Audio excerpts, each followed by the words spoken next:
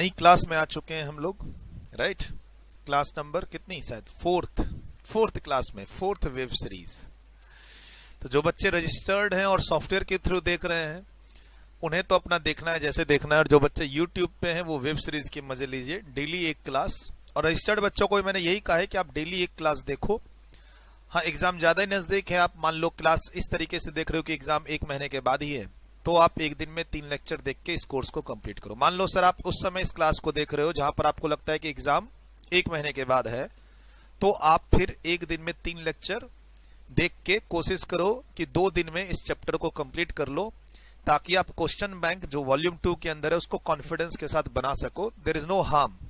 Sir time है तो हम डेली एक लेक्चर देखेंगे, अगर टाइम नहीं है तो हम 2 दिन में इसको खत्म करेंगे, ये ध्यान रखिएगा। सर ये बहुत इजी है, ये वाली एंट्री जो है बहुत इजी है, आपको कवर करनी एग्जाम्स के लिए, और याद भी रख सकते हैं आप। बॉडीज का नाम आपको याद रखना है कि ईपीएफओ पर कोई जीएसटी नहीं है, ईएसआई पे जीएसटी नहीं है, आईआरडीए पे नहीं है, सेबी पे नहीं है, और कुछ फंड और ऑर्गेनाइजेशन है कोल माइन से लेकर, इन सब पर जीएसटी नहीं है। तो थोड़ा सा बॉडी स्पेसिफिक बोल के याद रखिएगा तो शायद याद आ जाए। और एक आरबीआई भी आपको आगे आएगा, लेकिन उसको मैंने बैंक्स में डाला हुआ है कि आरबीआई पे भी जीएसटी नहीं है, आरबीआई पे जीएसटी नहीं है, अगला ही पॉइंट है 30 नंबर। तो साथ साथ आपको ये भी याद रहेगा, लेकिन मैं इसकी कैटेगरी अलग कर दी है, financial banks and financial services में डाल दिया है। इजी है, याद रखना, राइट।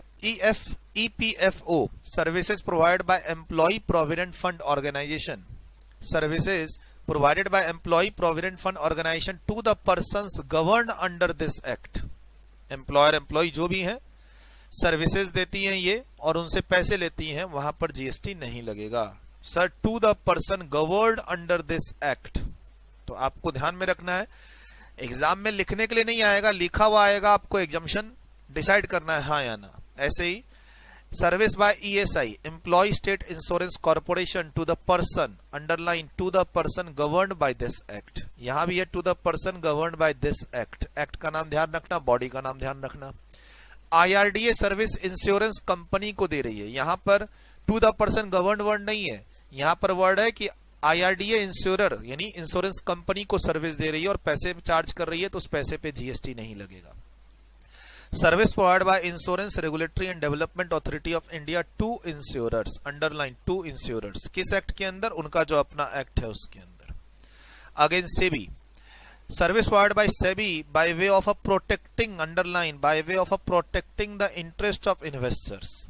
अब उसके लिए मान लो कोई फी कलेक्ट करती है ये इन्वेस्टर से या लिस्टेड कंपनी से या कंपनी इन डिफॉल्ट से, मान लो कोई कंपनी है जो कॉन्ट्रावेंशन करती है और सेबी वाले उनसे लेट फी पेनल्टी ये सब रिकवर करते हैं, या फिर ये इन्वेस्टर्स के लिए कोई स्कीम लॉन्च करती है उनको ट्रेनिंग के लिए और उनके नॉलेज के लिए, ताकि उनका पैसा न डूबे कहीं पे। इन एनी केस अगर सेबी सर्विस दे रही है और अल्टीमेट पर्पस क्या, इन्वेस्टर का पैसा बचाना, अब हम ये सर्विस अब कंपनी को दें ताकि अल्टीमेटली इन्वेस्टर्स को नॉलेज मिले और उसका पैसा बचे, and to promote and development to regulate the security markets. तो सिक्योरिटी मार्केट में कंपनियों के ही तो शेयर्स लिस्टेड होते हैं। Service provide by SEBI by way of protecting the interest of investors in securities and to promote the development and regulate the security market. तो यहां पर तो कोई भी आ सकता है, मतलब मैं सर्विस किसको दे रहा हूं वो फिक्स नहीं है, किस पर्पस के लिए दे रहा हूं वो फिक्स है। यहां पे पर्पस ये दोनों होने चाहिए, जीएसटी नहीं लगेगा। Again service by coal mines provident fund organisation to the person governed by coal mines provident and miscellaneous provident fund act. अगेन यहाँ पे प्रोविडेंट फंड एम्प्लॉय वाला कवर था इस एक्ट के अंदर, यहाँ पर एक सेपरेट प्रोविडेंट फंड आ गया, coal mines provident fund organisation, GST नहीं है। अगेन एडमिनिस्ट्रेटिव फी अगर कलेक्ट करे कौन, नेशनल पेंशन स्कीम सिस्टम अपने मेंबर्स से। सर न्यू पेंशन स्कीम जो ट्रस्ट है वो अगर अपने मेंबर से कंसिडरेशन में क्या ले रही है, एडमिनिस्ट्रेटिव फी, कोई फाइल प्रोसेसिंग की फी है, कोई एप्लीकेशन प्रोसेसिंग की फी है। सर कंट्रीब्यूशन आगे डिस्कस्ड है एग्जम्प्ट का, यहाँ पे एडमिनिस्ट्रेटिव फी एग्जम्प्ट है, ये ध्यान रखिएगा, लेकिन कुछ ना कुछ तो एग्जम्पशन यहाँ है। और आगे लाइफ इंश्योरेंस हम लोग डिस्कस करेंगे, पेंशन स्कीम डिस्कस करेंगे, वहां भी कुछ एग्जम्पशंस है पेंशन के रिलेटेड, तो थोड़ा सा ध्यान रखिएगा। जो मैं हाईलाइट यहाँ करना चाह रहा था, यहाँ पे पर्सन गवर्न्ड है, यहाँ पे इंश्योरर है, यहाँ पे इन्वेस्टर्स एंड फॉर बेटरमेंट और डेवलपमेंट ऑफ सिक्योरिटी मार्केट, तो यहाँ पर कंपनी भी हो सकती है, इन्वेस्टर भी हो सकता है, और यहाँ पे एडमिनिस्ट्रेटिव फी को मैं आपके लिए हाईलाइट करना चाहता था। चलिए बैंक्स एंड फाइनेंशियल सर्विसेज में आते हैं हम लोग। बैंक एंड फाइनेंशियल सर्विसेज में बैंक्स का पढ़ेंगे, इंश्योरेंस का पढ़ेंगे इसके आगे, और फिर मूव कर जाएंगे किसमें, एग्रीकल्चर में। मैंने पहले ही बोला आज की क्लास में हमारा जो इंपॉर्टेंट हिस्सा है वो पेज नंबर 17 है, एग्रीकल्चर एक्टिविटीज के 3-4 पेजेस। लीगल से पहले तक हम लोग पढ़ेंगे, उसके बाद भी इंपॉर्टेंट है ये सारी सीरीज, लेकिन क्लास अलग हो जाएगी उसकी।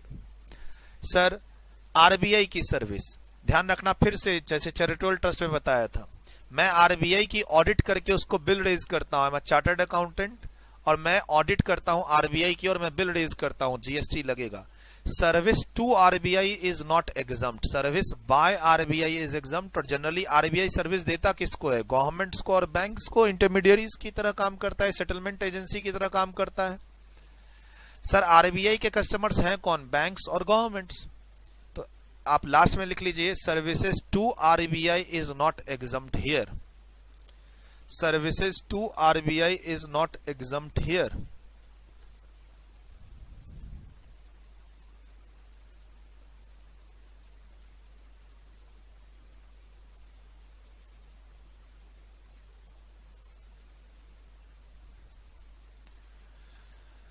अगला पढ़िए क्या बोलता है।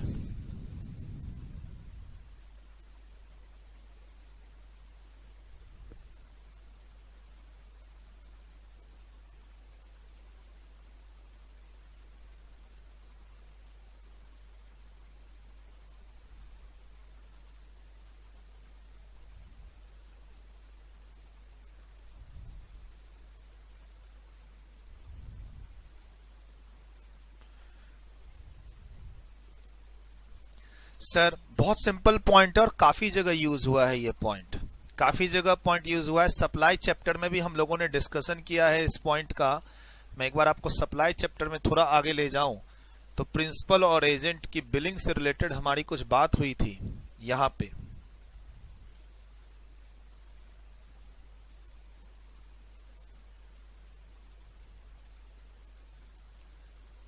इस जगह पे पेज नंबर 13 4.13 पे प्रिंसिपल और एजेंट और डेल क्रेडिटर एजेंट्स, वहां पर हमारी इंटरेस्ट को लेके बात हुई थी, और कंपोजिशन स्कीम में भी बात हो रखी है इंटरेस्ट और डिस्काउंट को लेके, कि लोन और एडवांसेस पर अगर इंटरेस्ट की इनकम होती है तो वो एग्जम्प्ट होती है और उसको हम टर्नओवर का पार्ट नहीं मानते हैं कंपोजिशन स्कीम के लिए। सर ये थर्ड नंबर, ये जो है 31 नंबर, इसकी बहुत अच्छे तरीके से रेफरेंस आता है एग्जाम में। ध्यान हमेशा रखना, अगर मैं आपको लोन का ट्रांजैक्शन आपके साथ करूं, मेरा बैंक होना जरूरी नहीं है। ध्यान रखना, मेरा यहां से यहां तक मैं कहीं नहीं लिखा हुआ है कि मेरा बैंक होना जरूरी है। इतनी दूर में देखो अच्छे से, कहीं नहीं लिखा है कि बैंक अगर मैं हूं और लोन एडवांसेस दूं तब इंटरेस्ट एग्जम्प्ट होगा। नहीं सर, मेरा बैंक होना जरूरी नहीं। अगर मैं आपको लोन दूं और आप मुझे उसमें इंटरेस्ट देंगे तो सर उस इंटरेस्ट को एग्जम्प्ट करूंगा मैं। अदरवाइज आप वैल्यू ऑफ सप्लाई सेक्शन 15 में क्या पढ़े हुए हैं, वैल्यू ऑफ सप्लाई सेक्शन 15 में वैल्यू ऑफ सप्लाई में हम लोग इंटरेस्ट, लेट फी, पेनल्टी को इंक्लूड करते हैं। ठीक, तो काफी अच्छे से सप्लाई चैप्टर में हम लोगों ने काफी टाइम दे रखा था यहाँ पर डिस्कशन करने के लिए, खासकर जब डेल क्रेडिटर एजेंट का पॉइंट आया, क्योंकि डेल क्रेडिटर एजेंट्स कमीशन ज्यादा लेता है, पैसा डूबने नहीं देता, और उसके चलते ये लोन फाइनेंसिंग का भी काम करता है अल्टीमेट बायर को। तो एक बार वहां पर जाके कॉन्सेप्ट को रिवाइज कर लीजिएगा। कोशिश करूंगा मैं इसकी भी क्लास यूट्यूब पे डालने की, क्योंकि ये पिछले 1 सालों की अमेंडमेंट्स हैं, सप्लाई चैप्टर की इंपॉर्टेंट अमेंडमेंट्स हैं।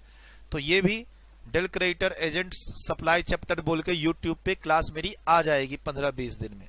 लेकिन आप बच्चे जो मेरे रजिस्टर्ड स्टूडेंट्स हैं, प्लीज सप्लाई चैप्टर में जाके एक बार ये पॉइंट जाके देख लीजिए। पेज नंबर 13 वाली बात, शुरुआत यहां से हुई थी कि प्रिंसिपल एजेंट को सामान देता है आगे बेचने के लिए, तो बिलिंग कौन करता है, एजेंट करता है या नहीं करता है, तो उस पर डिसाइड करेंगे कि ये डिम्ड सप्लाई है या नहीं है।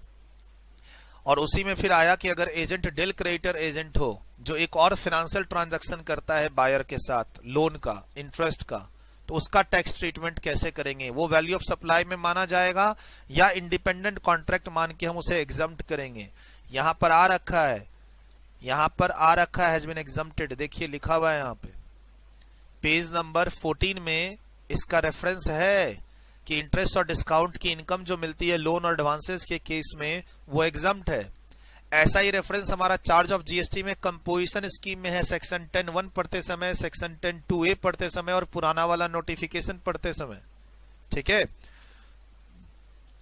आइए तो क्या कहता है, service by way of extending deposit, loan और एडवांसेस, जहां पर कंसीडरेशन में क्या आ रहा हो, इंटरेस्ट और डिस्काउंट, एग्जम्प्ट कर देंगे।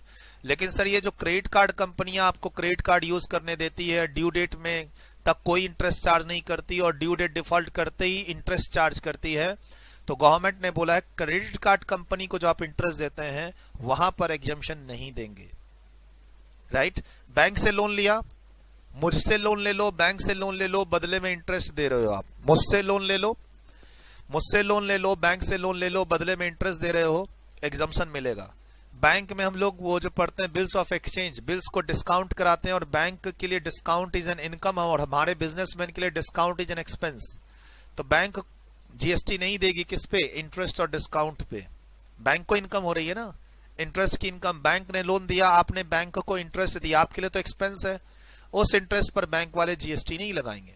लेकिन क्रेडिट कार्ड का जो आप ड्यू डेट डिफॉल्ट करेंगे और तब इंटरेस्ट देना पड़ेगा, वहां पर जीएसटी लगेगा।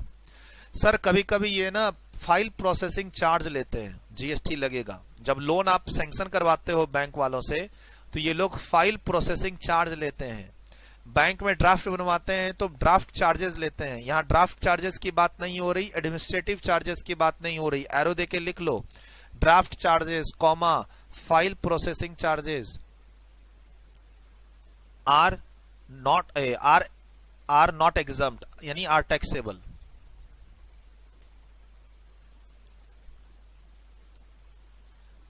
सर फिर से मैं रिपीट करूंगा, अगर मैं आपको लोन और एडवांसेस या डिपॉजिट दे रहा हूं और बदले में आप मुझे इंटरेस्ट दे रहे हैं तो ये एग्जम्प्ट है। ठीक, ये एग्जम्प्ट है चाहे मैं बैंक हो या नहीं हो। लेकिन एक बात और मैं बताऊं, जैसे मेरी फीस 10,000 रुपए है और आपने उसको पेमेंट करने में लेट किया और मैंने 500 रुपए आपसे इंटरेस्ट लिया, तो क्या मेरी फीस लोन थी? नहीं थी। सर मेरी फीस 10,000 रुपए है और आपने उसको लेट से पेमेंट किया तो हमने 500 रुपए का इंटरेस्ट चार्ज किया, फीस हो जाएगी 10,500 और जीएसटी लग जाएगा पूरे 10,500 पे, क्योंकि वैल्यू ऑफ सप्लाई सेक्शन 15 में आप पढ़ चुके हैं, late fee interest penalties are part of value.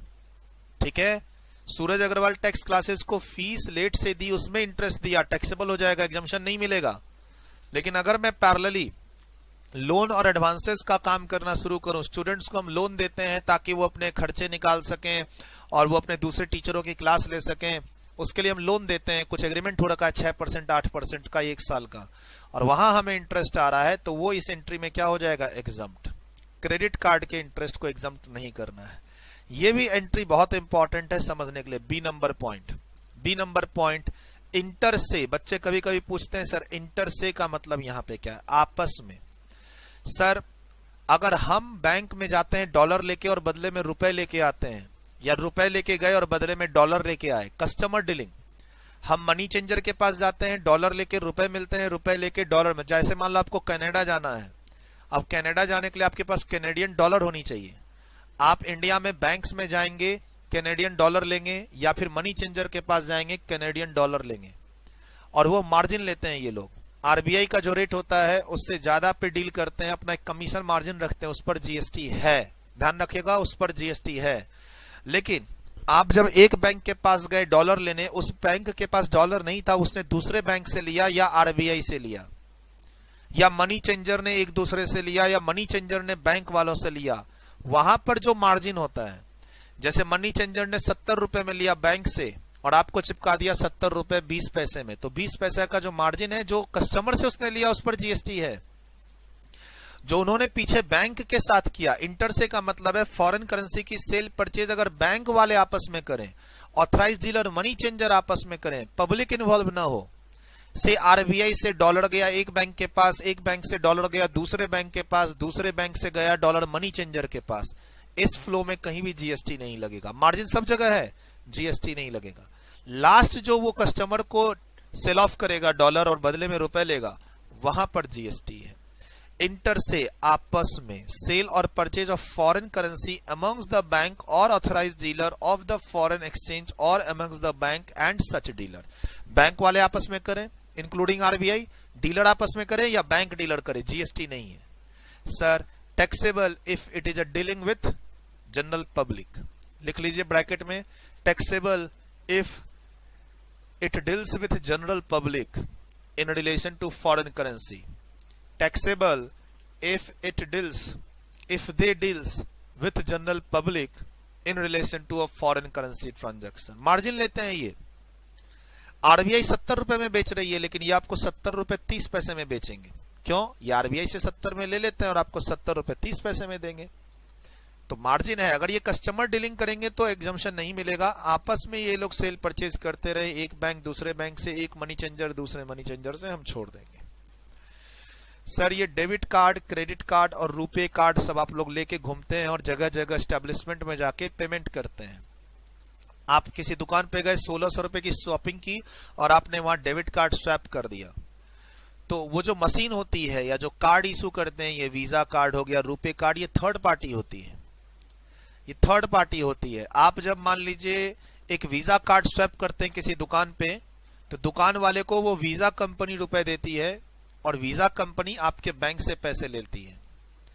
Sir हमारा बैंक है और ये एक थर्ड पार्टी सेटलमेंट एजेंसियां होती हैं। मेरे पास एक बैंक है जिसने वीजा कार्ड हमें दिया है, अब हम दुकान पे जाके पेमेंट कर देते हैं।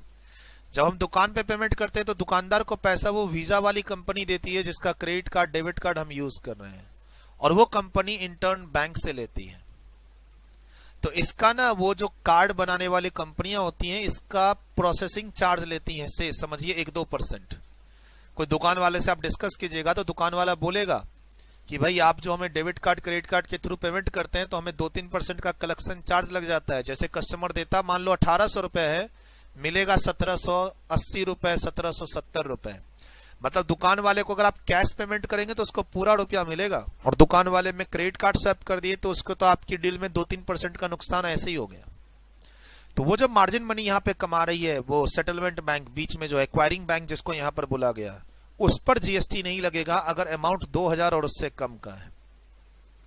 मान लीजिए आपने 6000 की शॉपिंग की और वहां 60 रुपए का मार्जिन मनी है एक्वायरिंग बैंक का, तो 60 रुपए पे जीएसटी लगेगा।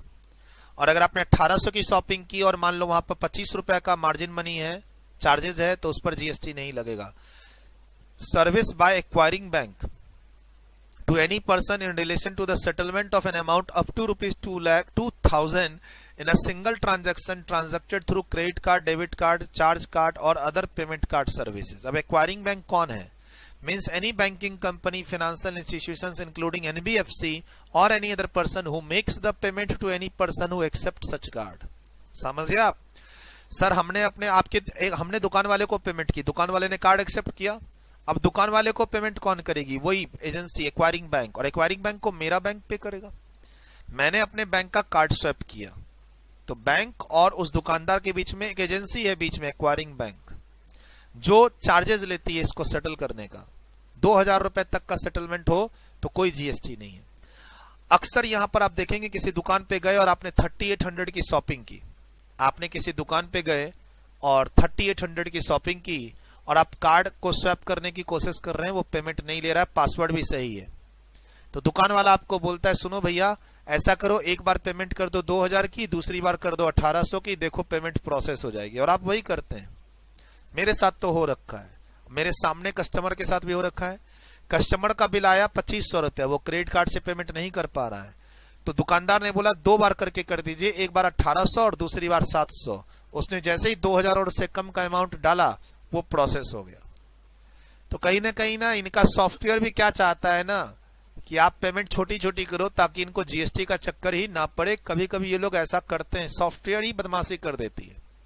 2400 का पेमेंट है, प्रोसेस नहीं होगा, और उसी बिल पे 2 पेमेंट हो जाए 1200 की, तो वो प्रोसेस कर देगा। इससे क्या होगा? उसको जीएसटी बच जाएगा उसके कमीशन पे। ऐसा मैंने तो देखा है प्रैक्टिकली। आप अपना एक्सपीरियंस शेयर कीजिएगा अगर आपके साथ ऐसा हुआ है, तो मैसेज करना ही है आपको। अगर आपको लगता है कि आपके साथ ऐसा हुआ है, हाँ सर हमने एक परचेजिंग की थी 3500 की और दुकानदार के कहने पर हमने 2 बार स्प्लिट पेमेंट की, तो हो गया प्रोसेस वो। चलिए सर, आप लिख लीजिए, हालांकि लिखा हुआ ये क्या लिखना है, इसको आइडिया रखिएगा। एक्वायरिंग बैंक कौन है? वो पार्टी जिसका कार्ड लेके आप घूम रहे हैं जेब में। हमारा जो बैंक है, जिस बैंक में हमारा अकाउंट है, वो इस एक्वायरिंग बैंक को पैसा देगा और एक्वायरिंग बैंक उस दुकानदार को पैसा देगा। बीच में ये कमीशन ले लेता है 1-2% का। उस कमीशन पे जीएसटी नहीं लगेगा अगर पेमेंट 2000 पर ट्रांजैक्शन की है, उससे कम की है तो। आइए कुछ मिडिलमैन की बात करें। ये सब नाम आपको रिवर्स चार्ज में मिले थे, बिजनेस फैसिलिटेटर और बिजनेस कोरेस्पोंडेंट। बैंक के बिजनेस को बढ़ाता है और बदले में इसे बैंक वाले कमीशन देते हैं। ये कस्टमर से कमीशन या फी चार्ज नहीं करता है, राइट? ये हम लोग जानते हैं। तो अब उस केस में यहां एग्जम्पशन दे रही है गवर्नमेंट इन लोगों को। तो ये एजेंट्स और इंटरमीडियरीज की बात हो रही है। ये पॉइंट भी वैसा ही है एजेंट्स और इंटरमीडियरीज का। ऐसा कीजिए, तीनों पॉइंट आप लोग पढ़िए।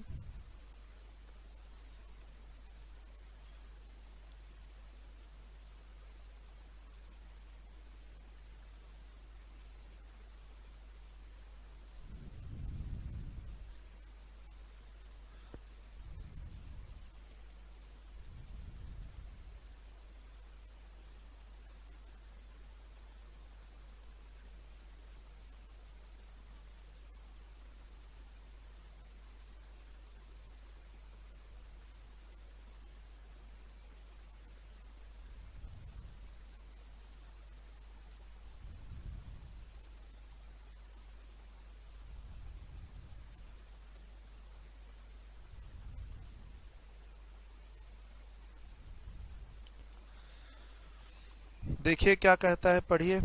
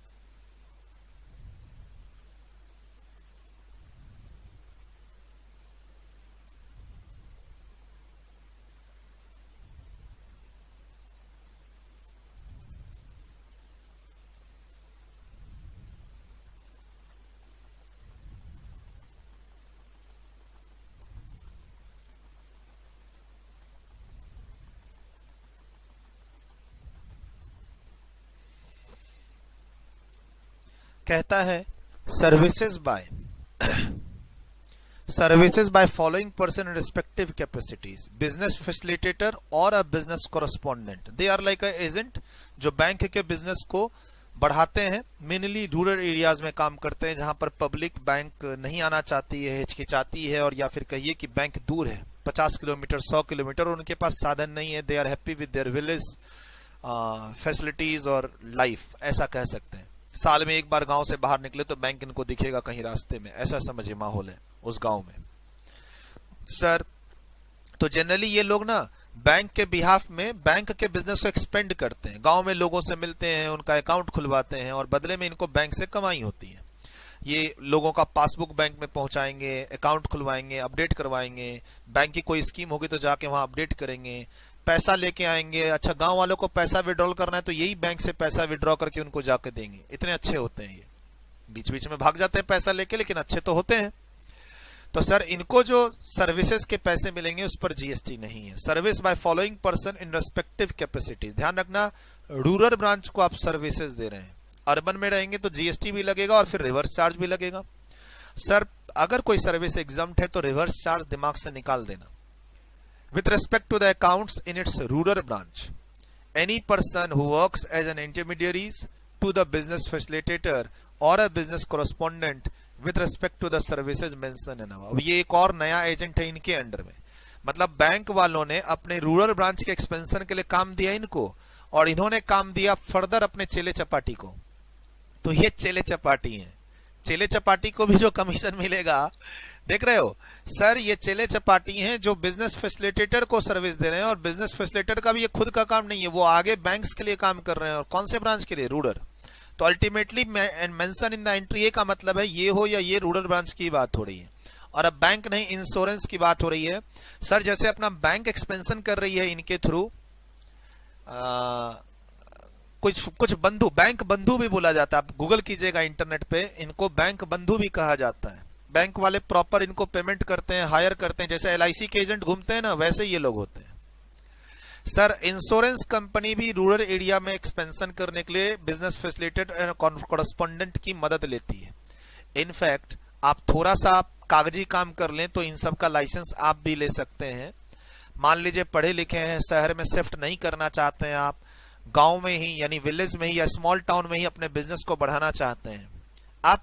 सर कोई भी, जैसे मैं मान लो, मैं आपके लिए मैं कहूंगा आप बुरा मान जाएंगे, चलिए मैं मान लो एक छोटी सी प्लेस से महानगर आया, कलकत्ता दिल्ली, पढ़ाई किया, CA बना। उसके बाद मुझे ये अर्बन लाइफ में पसंद नहीं आ रही कि मैं यहाँ क्या करूंगा, मैं वापस अपने एक स्मॉल टाउन में चला गया। स्मॉल टाउन में मैं क्या करूंगा?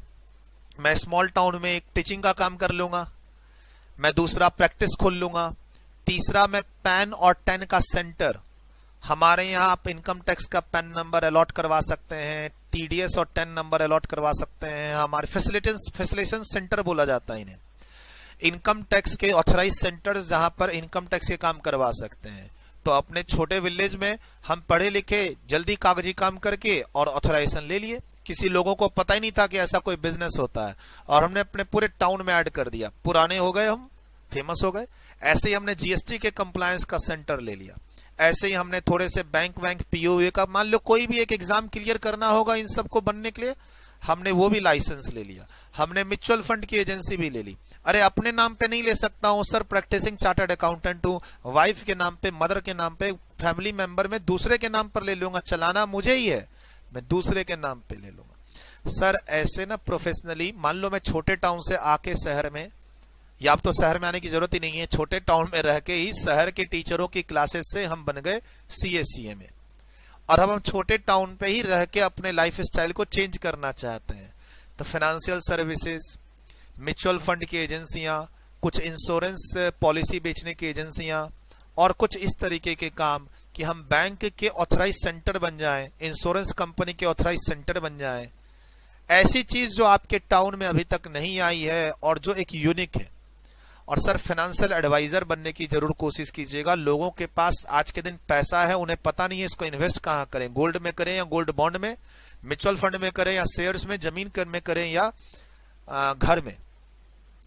तो आज के दिन ना छोटे छोटे सिटीज में भी लोगों के पास काफी पैसा है, they don't know how to do a investment, a solid investment. LIC policy ले या म्यूचुअल फंड ले या यूलिप प्लान ले। तो अगर आप अपनी प्रैक्टिस खोलते हो ना डाउन द लाइन आगे जाके, तो आप ये सब एरिया में भी जरूर काम करना, और उसके लिए छोटी छोटी ट्रेनिंग लेनी पड़ती है। गूगल करते रहिएगा, पता चलता रहेगा। आपको फाइनेंशियल एडवाइजर बनना है, कुछ तो ट्रेनिंग ये म्यूचुअल फंड वाले खुद ही दे देते हैं, इंश्योरेंस कंपनी जिसका आप एजेंट बनेंगे, और कुछ मार्केट में ऑनलाइन प्रोडक्ट मिलते हैं। जैसे आप टैली सीखते हो वैसे ही फाइनेंशियल एडवाइजर के कोर्स होते हैं, वो आप कर लो तो सर 2 साल मेहनत की बात है, उसके बाद आप अपने सिटी में बड़े फेमस हो जाओगे। किसी भाई के पास 4 करोड़ रुपए इकट्ठे हो गए, वो भाई आपके पास जरूर आएगा कि यार बता पैसे कहां लगाऊं 4 करोड़ रुपए। थोड़ा सा आपको अपनी गुडविल मेंटेन करनी होगी कि जिस क्लाइंट का रुपया के बारे में आपको पता चलता है आप दूसरे को नहीं बताओगे। जैसे कोई एक मिस्टर ए आया और उसने बताया 40 लाख रुपए की इन्वेस्टमेंट करनी है, बताइए क्या करें। उसके जाने के बाद हमने उसी भाई के फोन लगा दिया भाई को, अरे भाई तेरा भाई तो 40 लाख की इन्वेस्टमेंट करवाने आया था, तू कहाँ है, तू भी आ जा। ये सब काम नहीं करना है आपको। मतलब एक लोगों के कुछ इन्वेस्टमेंट की पॉलिसी की बात दूसरे को नहीं बतानी है अपना बिजनेस बढ़ाने के लिए। भाई तेरा भाई तो आया, तू भी आ जा। उस चक्कर में दोनों ही नहीं आएंगे सर आगे से। थोड़ी कॉन्फिडेंशियल रखनी है बातें, और अगर आप प्रैक्टिस में ये सब चीजें जोड़ पाते हो शुरू में, मान लो आप कोई स्टैब्लिश प्रैक्टिस बिग 4 वगैरह सब में जाके नहीं सीखना चाहते हो, आप एक बेसिक लेवल से आगे बढ़ना चाहते हो, ITR फाइल करना, GSTR फाइल करना, बहुत स्ट्रगल से आप क्वालिफाई की और अब आप अपनी एक ऑफिस खोलना चाहते हो, और शुरुआती दौर में आप पढ़ाना भी चाहते हो ताकि आपके खर्चे निकले, करो ना, कोई दिक्कत नहीं है। यूट्यूबर बनो, पढ़ाओ, कुछ ऐसी चीज पढ़ाओ जिससे स्टूडेंट्स फॉलो करें, कुछ ऐसी चीज पढ़ाओ जिससे क्लाइंट्स आपको फॉलो करें, कुछ कॉमन चीज ऐसी पढ़ाओ जिससे क्लाइंट भी आपके पास आए यूट्यूब पे, स्टूडेंट्स भी आए यूट्यूब पे, जो पैसा आगे दे दे कर सकते हो, कोई बुरी बात नहीं है। ऐसे मैं क्या कहता हूं, क्वालिफाई करो, क्वालिफाई करने के बाद अच्छी जगह से ट्रेनिंग लो और अच्छी एक बढ़िया टॉप लेवल का काम करो। लिस्टेड कंपनी का क्लाइंट छोटा छोटा काम करके तो नहीं बन पाएगा ना। तो आर्टिकल से ट्रेनिंग बड़ी जगह पर अगर आप करते हो तो फ्यूचर में हो सकता है 2-3 लिस्टेड क्लाइंट ही लेके बैठ जाओ आप अपनी ऑफिस में, तो ये छोटे छोटे काम करने की जरूरत ही नहीं पड़ेगी ना। एनीवे सर ऐसे ही सर्विसेज, ऐसे ही एजेंट किसके हैं, इंश्योरेंस कंपनी के, जो रूरल एरियाज में सर्विस दे रहे हैं, एग्जम्प्ट है। इनको जो कमीशन मिलेगा किनको, बिजनेस फैसिलिटेटर और business correspondent.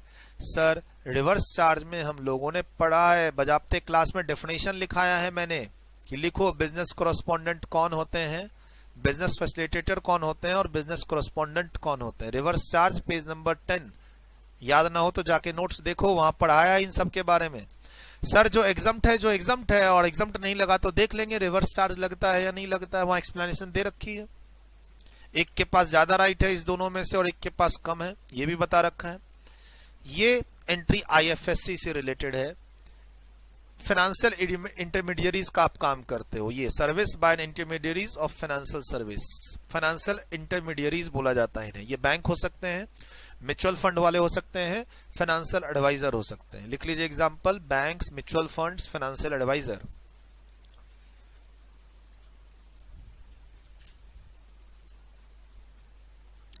Banks, mutual funds, financial advisors. Sir ये कहां लोकेटेड है, यानी कि ऑफिस कहां है, आईएफएससी के अंदर।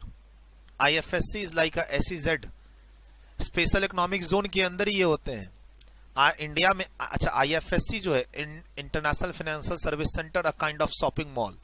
जैसे एक शॉपिंग मॉल में काफी सारी दुकानें होती हैं जो आपको सामान बेचती है, वैसे ये एक तरह का सर्विस सेंटर है जहां पर फाइनेंशियल कंपनीज हैं। आपके यहां जब जाओगे, विजिट करोगे तो आपको इंश्योरेंस कंपनी मिलेंगी, बैंक्स मिलेंगे, म्यूचुअल फंड्स वाले मिलेंगे, लेकिन इसके कस्टमर कौन होते हैं, विदेशी, नॉन रेसिडेंट्स। इनकी डीलिंग किसमें होती है, फॉरेन करेंसी में। इनका लोकेशन क्या है, स्पेशल इकोनॉमिक जोन।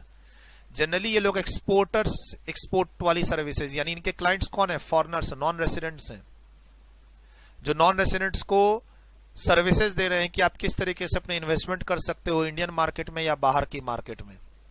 ठीक है, तो IFSC is a kind of एक फाइनेंशियल सर्विस सेंटर का हब है, जिसको गवर्नमेंट ने बोला कि भाई सुनो तुम एसईजेड के अंदर ही खुल सकते हो।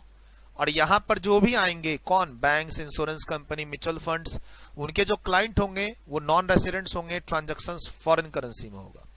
किसको सर्विस दे रही है, फाइनेंशियल इंटरमीडियरीज। लोकेशन तो पता चल गया आईएफएससी। सर्विसेज किसको दे रही है, कस्टमर्स लोकेटेड आउटसाइड इंडिया। कैसी services, international financial services. US का कोई 10 करोड़ रुपया लेके बैठा हुआ, उसको कनाडा में मैंने इन्वेस्टमेंट करवा दिया है और बदले में कमीशन ले लिया है इंडिया में बैठा बैठा। मैं फाइनेंशियल एडवाइजर हूं, लेकिन क्लाइंट्स भी मेरे फॉरेनर हैं, ट्रांजैक्शन भी फॉरेन करेंसी में हो रही है, जो मुझे मार्जिन मनी मिलेगी सब एग्जम्प्ट है।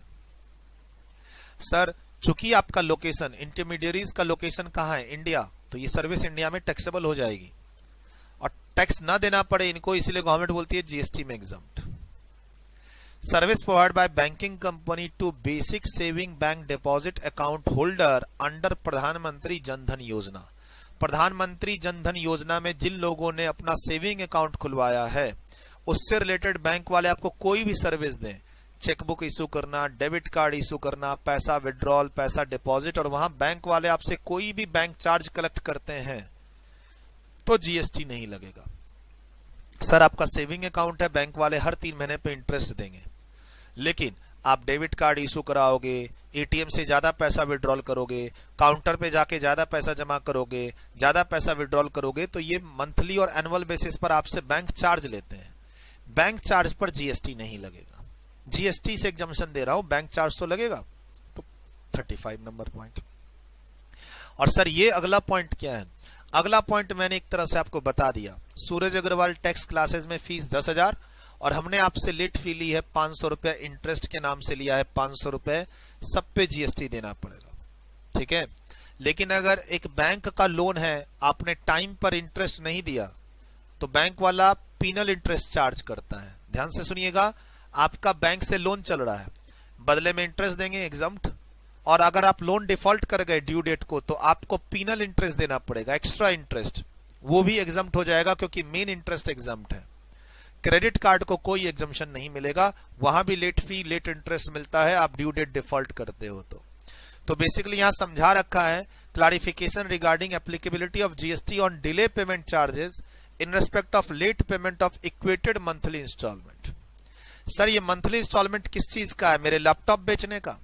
आप मेरे लैपटॉप बेचने की दुकान पर आए, हमने आपको लैपटॉप इंस्टॉलमेंट में दिया और इंस्टॉलमेंट डिफॉल्ट कर गए, हमने आपसे इंटरेस्ट लिया, सर वो लैपटॉप की वैल्यू में ऐड होके जीएसटी लगेगा, ठीक है। लेकिन सर लोन था, लोन में डिफॉल्ट कर गए और एक्स्ट्रा इंटरेस्ट आपने दिया, चूंकि मेन इंटरेस्ट भी एग्जम्प्ट है तो एक्स्ट्रा इंटरेस्ट भी क्या होगा? एग्जम्प्ट होगा। यही गवर्नमेंट ने सर्कुलर के थ्रू समझाया हुआ है with examples.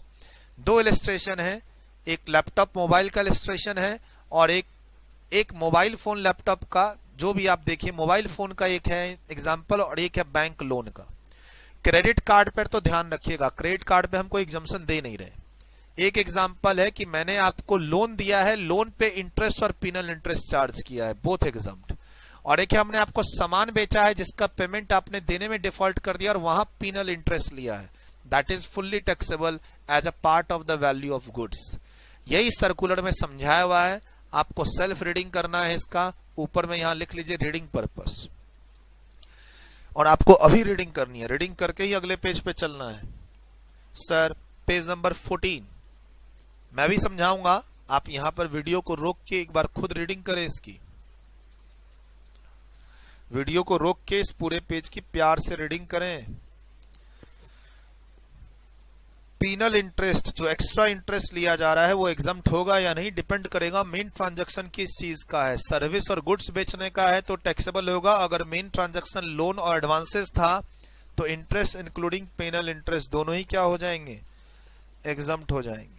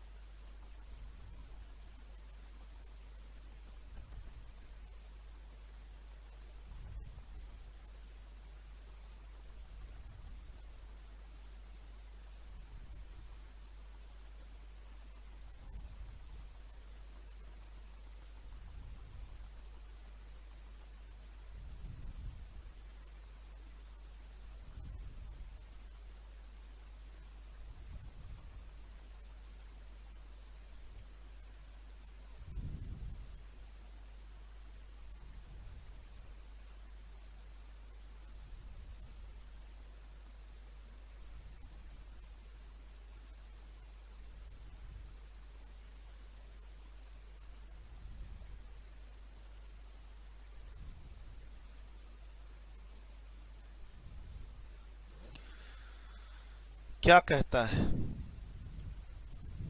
Sir? Clarification regarding applicability of GST on delay payment charges in case of late payment of equated monthly instalment. क्या ये मेरी कोचिंग की फीस का मंथली इंस्टॉलमेंट है? हाँ, तो फिर जो लेट पेमेंट का इंटरेस्ट लूंगा वो टैक्सेबल होगा। मेरे लैपटॉप और मोबाइल बेचने की दुकान है और उसकी इंस्टॉलमेंट में आपने डिले की है पेमेंट करने पर, वहां मैंने आपसे एक्स्ट्रा चार्ज लिया है, हाँ, तो ये part of value of goods कहलाएगा, जीएसटी लगेगा। सर क्या ये equated monthly instalment house loan की है, बैंक लोन की है, बाइक लोन की है, वहां इंटरेस्ट दिया, वहां लेट में और लेट इंटरेस्ट दिया एक्स्ट्रा अमाउंट, किसी पे जीएसटी नहीं लगेगा। क्रेडिट कार्ड वाला लेट पेमेंट नहीं होना चाहिए। Whether GST is applicable on additional penal interest on the overdue loan, whether such penal interest would be exempt under the same entry 27। अब देखिए ध्यान रखिएगा, एंट्री नंबर 27 ही हमारा पॉइंट नंबर कौन सा है, पॉइंट नंबर 31। मैंने क्या कहा, ये हमारे पॉइंट है, हम जो नोटिफिकेशन के एंट्री नंबर है वो नहीं लेके चलते। आप चाहिए तो यहां लिख लीजिए entry number 27 of the notification. Sir entry number याद करके नहीं जाना आपको एग्जाम में। बोला सर हम तो एंट्री नंबर से कंफ्यूज हो जाएंगे। नहीं, आपको अपने आप पढ़ने से पता चल रहा है कि they are talking about interest and discount वाला entry. Clarification, as per provision of section 15, तो 15 का मैंने रेफरेंस दिया। 15 में क्या लिखा है कि अगर आप कंसिडरेशन में लेट फी, पेनल्टी और इंटरेस्ट लेते हैं तो वो वैल्यू का पार्ट माना जाता है। और अभी हम क्या पढ़ रहे हैं एग्जम्पशन में कि इंटरेस्ट और डिस्काउंट क्या होते हैं, exempt. Further, interest means interest payable in any manner in respect of money borrowed or debt incurred but does not include any service fee. मैंने अभी थोड़ी देर पहले लिखाया था file processing charge is taxable. File processing charge, अगर मैं आपको लोन दूं और लोन के बदले में मैं आपसे इंटरेस्ट लूं तो वो इंटरेस्ट है।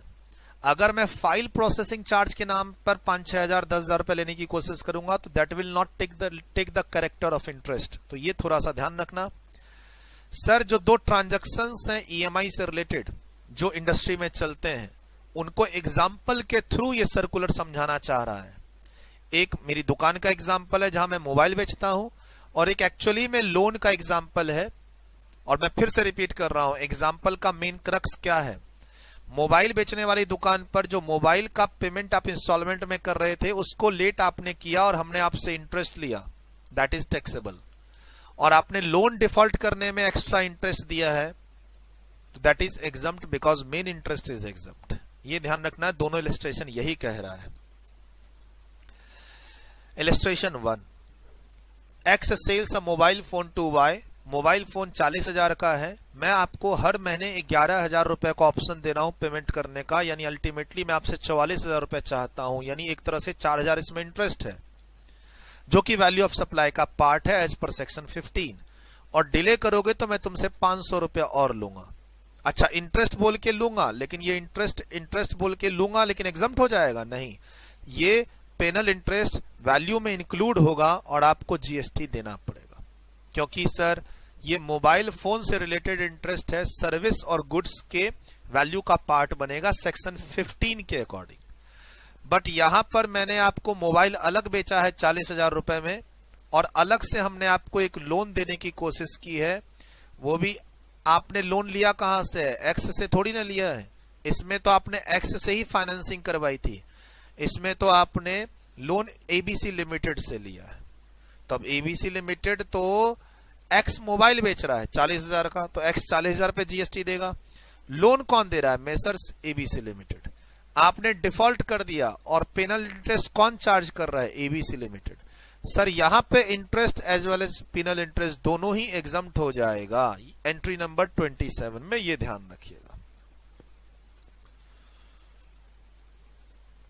दुकानदारी आपको एक्सटेंशन दे रहा है, इंटरेस्ट चार्ज कर रहा है, वो वैल्यू ऑफ पार्ट माना जाएगा। मैंने क्या बोला, फीस अभी दोगे तो 10,000, इंस्टॉलमेंट में दोगे तो 10,000 11,000, अभी दे दो 10,000, इंस्टॉलमेंट में दोगे तो 2 बार दे देना 5500। बोला सर ये तो 11,000 हो गए।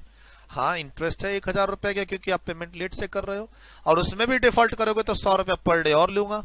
ये सब पे जीएसटी लगेगा, सब मेरी कोचिंग की वैल्यू, सर्विस की वैल्यू कहलाएगी।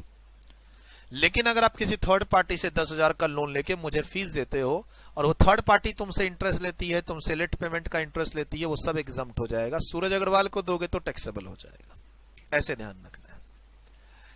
लाइफ एंड जनरल इंश्योरेंस की बात, तो सर लाइफ को थोड़ा देखिए, ये लाइफ है, ये लाइफ है, ये लाइफ है, ये भी लाइफ है और ये भी लाइफ है। 40 पॉइंट तक लाइफ की बात हो रही है। अब यहां से जनरल इंश्योरेंस, अगले पेज पे री इंश्योरेंस, और उसके बाद पेंशन स्कीम। तो थोड़ा लाइफ है, उसके बाद जनरल इंश्योरेंस है, उसके बाद पेंशन स्कीम है। सर एंट्री नंबर 36, अब किसी के पास पिछला एडिशन है, 5th एडिशन, 4th एडिशन, तो ये एंट्री नंबर 61 है पिछली बुक में ये एंट्री नंबर 61 है। अब क्या कीजिए आप, ये लाइफ वाले जो 40 पॉइंट तक है ना, इसको आप पढ़ लीजिए, और एक लिमिट देखिए नीचे मिल रही है आपको। आप वीडियो को रोकिए और 36, 37, 38, 39 और 40 लाइफ को बॉक्स में डाल दीजिएगा। पढ़िए किस तरह की इंश्योरेंस पॉलिसी की बात बता रहा है। हम इंश्योरेंस पॉलिसी लेते हैं, थोड़ा सा अगर आप जानते हैं इनकम टैक्स की नजर से, तो इंश्योरेंस पॉलिसी लेते हैं तो प्रीमियम पे करते हैं और प्रीमियम का ITC का डिडक्शन मिलता है, ऐसे पढ़ते हैं हम लोग। ऐसे यहां पर देखो, जैसे आप मुझे फीस देते हो वैसे ही आप इंश्योरेंस कंपनी को क्या देते हो, प्रीमियम। जैसे फीस पर GST लगने की बात होती है, मैं आपको कोचिंग वाला हूं, मैं आपको सर्विस देता हूं, आप मुझे फीस देते हो, वैसे ही इंश्योरेंस कंपनी आपके लाइफ को सिक्योर्ड करने की सर्विस देती है और आप बदले में उसको इंश्योरेंस प्रीमियम देते हो। सवाल है कि क्या वो लाइफ इंश्योरेंस प्रीमियम एग्जम्प्ट है? हाँ, एग्जम्प्ट है GST से लाइफ इंश्योरेंस प्रीमियम अगर 36, 37, 38, 39 या 40 में फॉल कर जाए। सर जनरल इंश्योरेंस का जो प्रीमियम होता है आग लगने का और ना फसल नष्ट होने का और स्टॉक लॉस का, तो वो हम देख लेंगे पॉइंट नंबर 41 में। और जो पेंशन स्कीम में आप कंट्रीब्यूशन देते हो उसको हम अगले पेज पर जो 2 पॉइंट है 43, 44 वहां देख लेंगे। अल्टीमेटली प्रीमियम और कंट्रीब्यूशन की बात हो रही है, जिस पर GST लगेगा या नहीं लगेगा। प्रीमियम तो देना पड़ेगा तभी वो पॉलिसी एक्टिव होगी ना। अब वो प्रीमियम 10,000 का है, GST लगेगा तो 11,800 का हो जाएगा। तो पॉइंट है GST लगेगा या नहीं लगेगा। जनरली जो हमारे घर में, आपके मेरे घर में जो लाइफ इंश्योरेंस पॉलिसी है उस पर GST लगता है। नहीं तो आप अपने घर वालों से बात करके, जो लास्ट कोई पेमेंट हुई होगी, ऑनलाइन पेमेंट हुई होगी लाइफ इंश्योरेंस पॉलिसी के प्रीमियम की, तो उसका इनवॉइस चेक कर सकते हो। जो हमारे घरों में नॉर्मली LIC ऑफ इंडिया की लाइफ पॉलिसीज हैं उस पर GST लगता है। आप इनवॉइस की बाइफर्केशन में देखोगे तो GST का फिगर दिख जाएगा। चलो एक टास्क कि आपने अपने घर में पिछले साल भर में कोई भी लाइफ इंश्योरेंस पॉलिसी का प्रीमियम का पेमेंट हुआ है, घर वालों ने किया है, तो ईमेल पे या इनके वेबसाइट पे यूजर ID पासवर्ड के थ्रू जाके इनवॉइस को जनरेट करके डाउनलोड करके देखने की कोशिश कीजिएगा। उसके अंदर प्रीमियम और GST का अमाउंट आपको दिखेगा। दिखा तो फोटो क्लिक करके जरूर भेजिएगा। नहीं दिखा तो पक्का 36, 37, 38, 39 या 40 में फॉल कर रहा है, इसीलिए GST क्या है, एग्जम्प्ट है। पढ़िए, चलिए क्या कहता है ये पॉइंट पढ़ लें थोड़ा सा। लाइफ से रिलेटेड आपको मैंने बोला था रीडिंग करने के लिए, बहुत इजी पॉइंट है। Service of a life insurance business provide by way of एनविटी under the national pension scheme regulated by pension fund regulated and development authority. Sir PFRDA short form underline करके लिख लीजिए। PFRDA का ही central government pension fund है, जो income tax की class में हम लोग 80 CCD में पढ़ते हैं।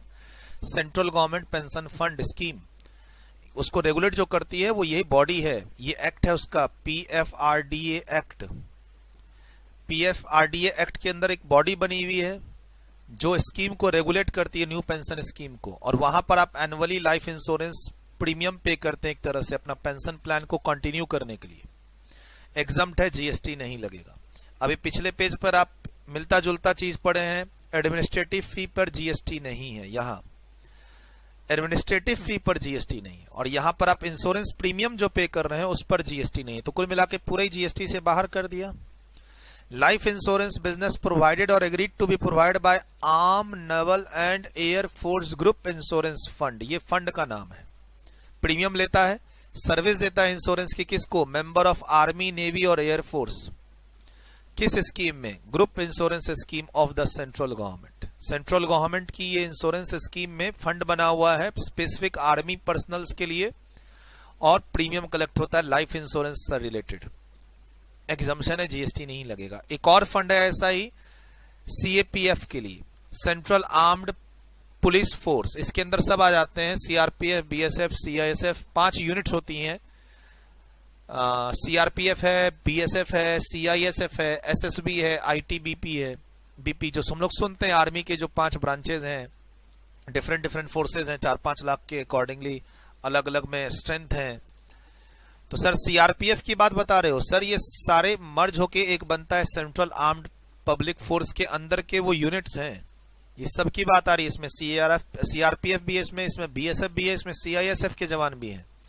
Service of life insurance provided और agreed to be provided by this group insurance fund to their members under the group scheme of the concerned central armed police force. ये scheme यहाँ government की थी, यहाँ पर उसी पुलिस फोर्स की ये स्कीम है, फंड है, और उसमें कंट्रीब्यूशन जा रहा है, जीएसटी नहीं लगेगा। ऐसे ही लाइफ इंश्योरेंस कंट्रीब्यूशन जा रहा है कहां, सर्विस कौन दे रहा है, नवल ग्रुप इंश्योरेंस फंड किसको दे रहा है, पर्सनल ऑफ कोस्टल गार्ड को। तो ऐसे याद रखिएगा, पर्सनल ऑफ कोस्ट गार्ड के लिए, आर्मी वालों के लिए, और यहां पर सेंट्रल आर्म्ड पब्लिक फोर्स वालों के लिए अगर पॉलिसी है, लाइफ इंश्योरेंस पॉलिसी प्रीमियम जा रहा है तो उस पर जीएसटी नहीं है, ऐसे याद रखिएगा एग्जाम के लिए। चलिए सर, अब एक नॉर्मल लाइफ इंश्योरेंस स्कीम है, लेकिन हाँ एलआईसी वाली लाइफ इंश्योरेंस स्कीम की बात नहीं हो रही कि आपने आईसीआईसीआई एलआईसी से, आईसीआईसीआई लोम्बार्ड से और एचडीएफसी लाइफ इंश्योरेंस ले रखा है। ये सारे ऑलमोस्ट गवर्नमेंट के स्कीम है। जनश्री बीमा योजना, आम आदमी बीमा योजना, वरिष्ठ पेंशन बीमा योजना, प्रधानमंत्री जीवन ज्योति बीमा योजना, प्रधानमंत्री जनधन योजना, प्रधानमंत्री वय वंदन योजना।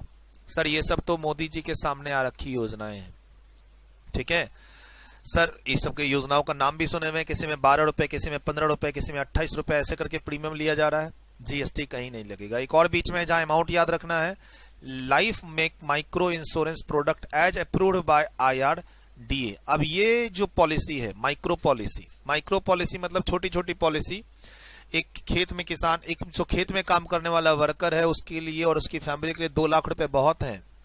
अगर फ्यूचर में एक वर्कर जो 500-600 का डेली वेजेस अर्न कर रहा है, उसको कल को कुछ हो जाए और वो अब सर्वाइवल के लिए इंश्योरेंस कंपनी उसके फैमिली वाले को रुपया दे, छोटी छोटी पॉलिसी, 50,000 की पॉलिसी एक सब्जी वाले के लिए, 1 लाख रुपए की पॉलिसी एक ठेले वाला अपने लिए लेना चाहता है। तो छोटी छोटी पॉलिसी को माइक्रो बेसिकली बिजनेस, ये बैंक में भी फेमस है, इंश्योरेंस सेक्टर में भी फेमस है। लाइफ माइक्रो इंश्योरेंस प्रोडक्ट, जहां पर सम एश्योर्ड कितना हो, कवरेज यानी मरने वाले को कितना मिलेगा, 2 लाख रुपए तक का कवरेज, ऐसे समझिए सर। अब ये कोई भी इंश्योरेंस कंपनी इस पॉलिसी को लॉन्च करे, जरूरी नहीं कि गवर्नमेंट, इन योजनाओं को बेबी की शायद ये योजनाएं गवर्नमेंट लॉन्च करती हो, लेकिन इसको तो कोई भी लॉन्च कर सकता है, प्रीमियम पर जीएसटी नहीं लगेगा। अब मैंने क्या कहा, आपके घर में जो इंश्योरेंस पॉलिसी और जो मेरे घर में इंश्योरेंस पॉलिसी है उस पर जीएसटी लग रहा है, क्योंकि वो ऊपर से यहां से 36 से लेकर 40 तक में कहीं कवर नहीं हो रही। अब आइए sir general insurance. General insurance में नाम है hut insurance, cattle insurance, travel insurance, Janata personal accidental policy, Gramin accidental policy. थोड़ा सा नाम आपको लर्न करके फैमिलियर होना है। हालांकि इन सब एरिया में यहां पर एक नया नाम पिछले 1 साल में ऐड हुआ है, बंगला शस्य बीमा योजना। ये हुआ है 1 अक्टूबर 2019 से, लिख लीजिए डेट, इफेक्टिव फ्रॉम 1 अक्टूबर 2019। पिछली एडिशन की बुक में ये पेज नंबर 21 पे है, 65 नंबर एंट्री में। जो अभी एंट्री नंबर 41 पढ़ रहे हैं हम लोग, पिछली बुक में ये 65 नंबर एंट्री में है, पेज नंबर 21 पे 1 अक्टूबर 2019 को ये आ रखी है। तो ये थोड़ा नाम याद रख लीजिएगा। बाकी देखिए ना, ये सब नाम तो आपको निर्भया हेल्थ इंश्योरेंस स्कीम, प्रधानमंत्री सुरक्षा बीमा योजना, राष्ट्रीय स्वास्थ्य बीमा योजना, universal health insurance scheme. Sir एक होता है आपके मेडिकल और एक होता है लाइफ इंश्योरेंस और एक होता है जनरल इंश्योरेंस। जनरल इंश्योरेंस में मेडिकल इंश्योरेंस भी आते हैं। उसके अलावा आपको फसल से रिलेटेड भी है, कैटल से रिलेटेड भी है, ठीक है, सीड से रिलेटेड भी है, यहाँ पे कैटल से रिलेटेड भी है, और हेल्थ पॉलिसी भी इसके अंदर आ रही है। एक थोड़ा सा यहाँ पर भी देखो, प्रधानमंत्री फसल बीमा योजना। तो एक तरह से जहां पर प्रधानमंत्री और राष्ट्र है ना, उन सबको थोड़ा सा पढ़ के ध्यान में रख के जाना। और एक ये जो नया आया है पिछले साल में, 1 साल में, उसको थोड़ा ध्यान में रख के जाना। इंश्योरेंस पॉलिसी प्रीमियम जो भी लिए जा रही है इन सब पॉलिसी में, सर सारे जनरल इंश्योरेंस पॉलिसी का प्रीमियम एग्जम्प्ट है नहीं, जो सिर्फ यहाँ मेंशन है। सर क्या ये सब नाम याद करे, कोई 5 मार्क्स का क्वेश्चन आने वाला है? नहीं, 5 मार्क्स का क्वेश्चन न यहां से आने वाला न यहां से आने वाला। एग्जाम में तो होगा कि एक इंश्योरेंस कंपनी 2 लाख रुपया प्रधानमंत्री जीवन ज्योति बीमा योजना में इकट्ठा कर रही है, जीएसटी बताओ, आपको बोलना एग्जम्प्ट है। मैक्सिमम चांस वही रहेगा जो यहाँ योजना दे रखी है, वही नाम पूछेगा। आपको तो खाली पढ़ के बोलना है कि ये एग्जम्प्ट है, ठीक। किसी नॉर्मल जो इंश्योरेंस कंपनियां होती है ना, LIC, HDFC life, ICICI life, वो सब का स्कीम ना हो, एक तरह से ध्यान रखना है। गवर्नमेंट चला रही हो ये सब स्कीम, कोशिश करना है उसको एग्जम्प्ट करने की। ऐसा हालांकि कहीं लिखा हुआ नहीं है कि ये सब स्कीम गवर्नमेंट चला रही है, pilot scheme on seed crop insurance को कोई भी इंश्योरेंस कंपनी चलाए प्रीमियम एग्जम्प्ट रहेगा जीएसटी से। अच्छा, कभी कभी क्या होता है सर मैंने आपका ये सब इंश्योरेंस किया, मैंने आप लोगों का ये सब इंश्योरेंस किया और इसके कारण मेरे ऊपर 200 करोड़ की लायबिलिटी आ गई, यानी कल को जिसका इंश्योरेंस मैंने कुछ किया है तो मेरे ऊपर 200 करोड़ तक की देनदारी हो जाएगी। मैं अपना रिस्क कम करना चाहता हूं तो मैं री इंश्योरेंस करवा लेता हूं, पीछे एक बड़ी कंपनी को प्रीमियम पास ऑन करके मैं री इंश्योरेंस करवा लेता हूं कि किसी आदमी के घर में कोई क्लेम बना वो मेरे से क्लेम करेगा तो मैं उसको अपनी पीछे वाली इंश्योरेंस कंपनी से क्लेम कर लूंगा, री इंश्योरेंस का बिजनेस। तो जब आगे वाली प्रीमियम एग्जम्प्ट है तो पीछे वाली प्रीमियम जो री इंश्योरेंस की होगी वो भी एग्जम्प्ट होगी, ऐसा ये पॉइंट कहना चाह रहा है। बाय वे ऑफ अ री insurance of insurance scheme specified above, serial number change कर दो, यहां पर 40 एंड 41 कर दो, करेक्शन है।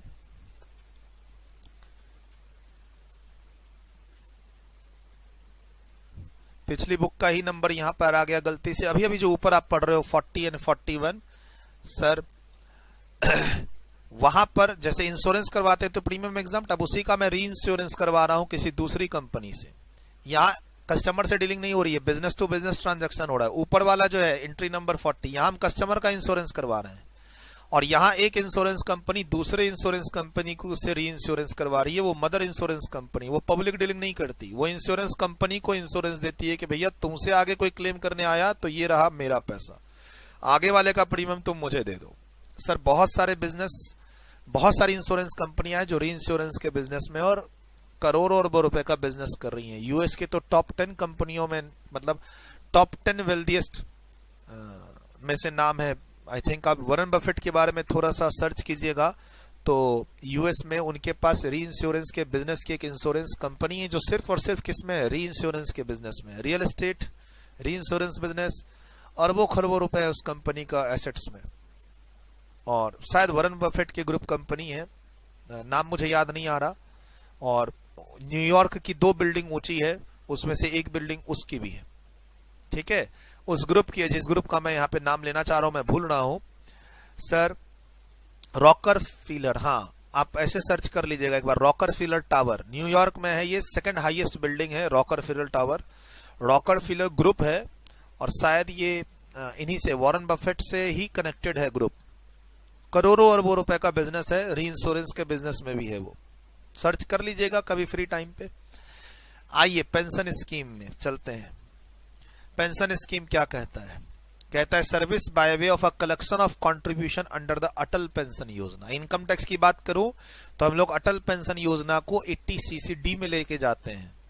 अगर आप अटल पेंशन योजना में कंट्रीब्यूट करते हैं तो आपको 80cc-D का डिडक्शन मिलेगा। लिख लीजिए आप, for income tax purpose this योजना is eligible for 80cc-D deduction.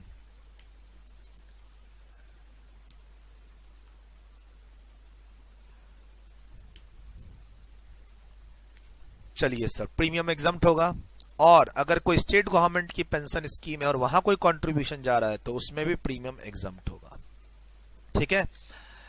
चलिए सर, अब हम लोग चलते हैं एग्रीकल्चर में। एग्रीकल्चर की काफी बात करनी है और थोड़ी बहुत इनकम टैक्स की जैसी बात होगी, थोड़ी बहुत इनकम टैक्स से अलग होगी। क्यों सर?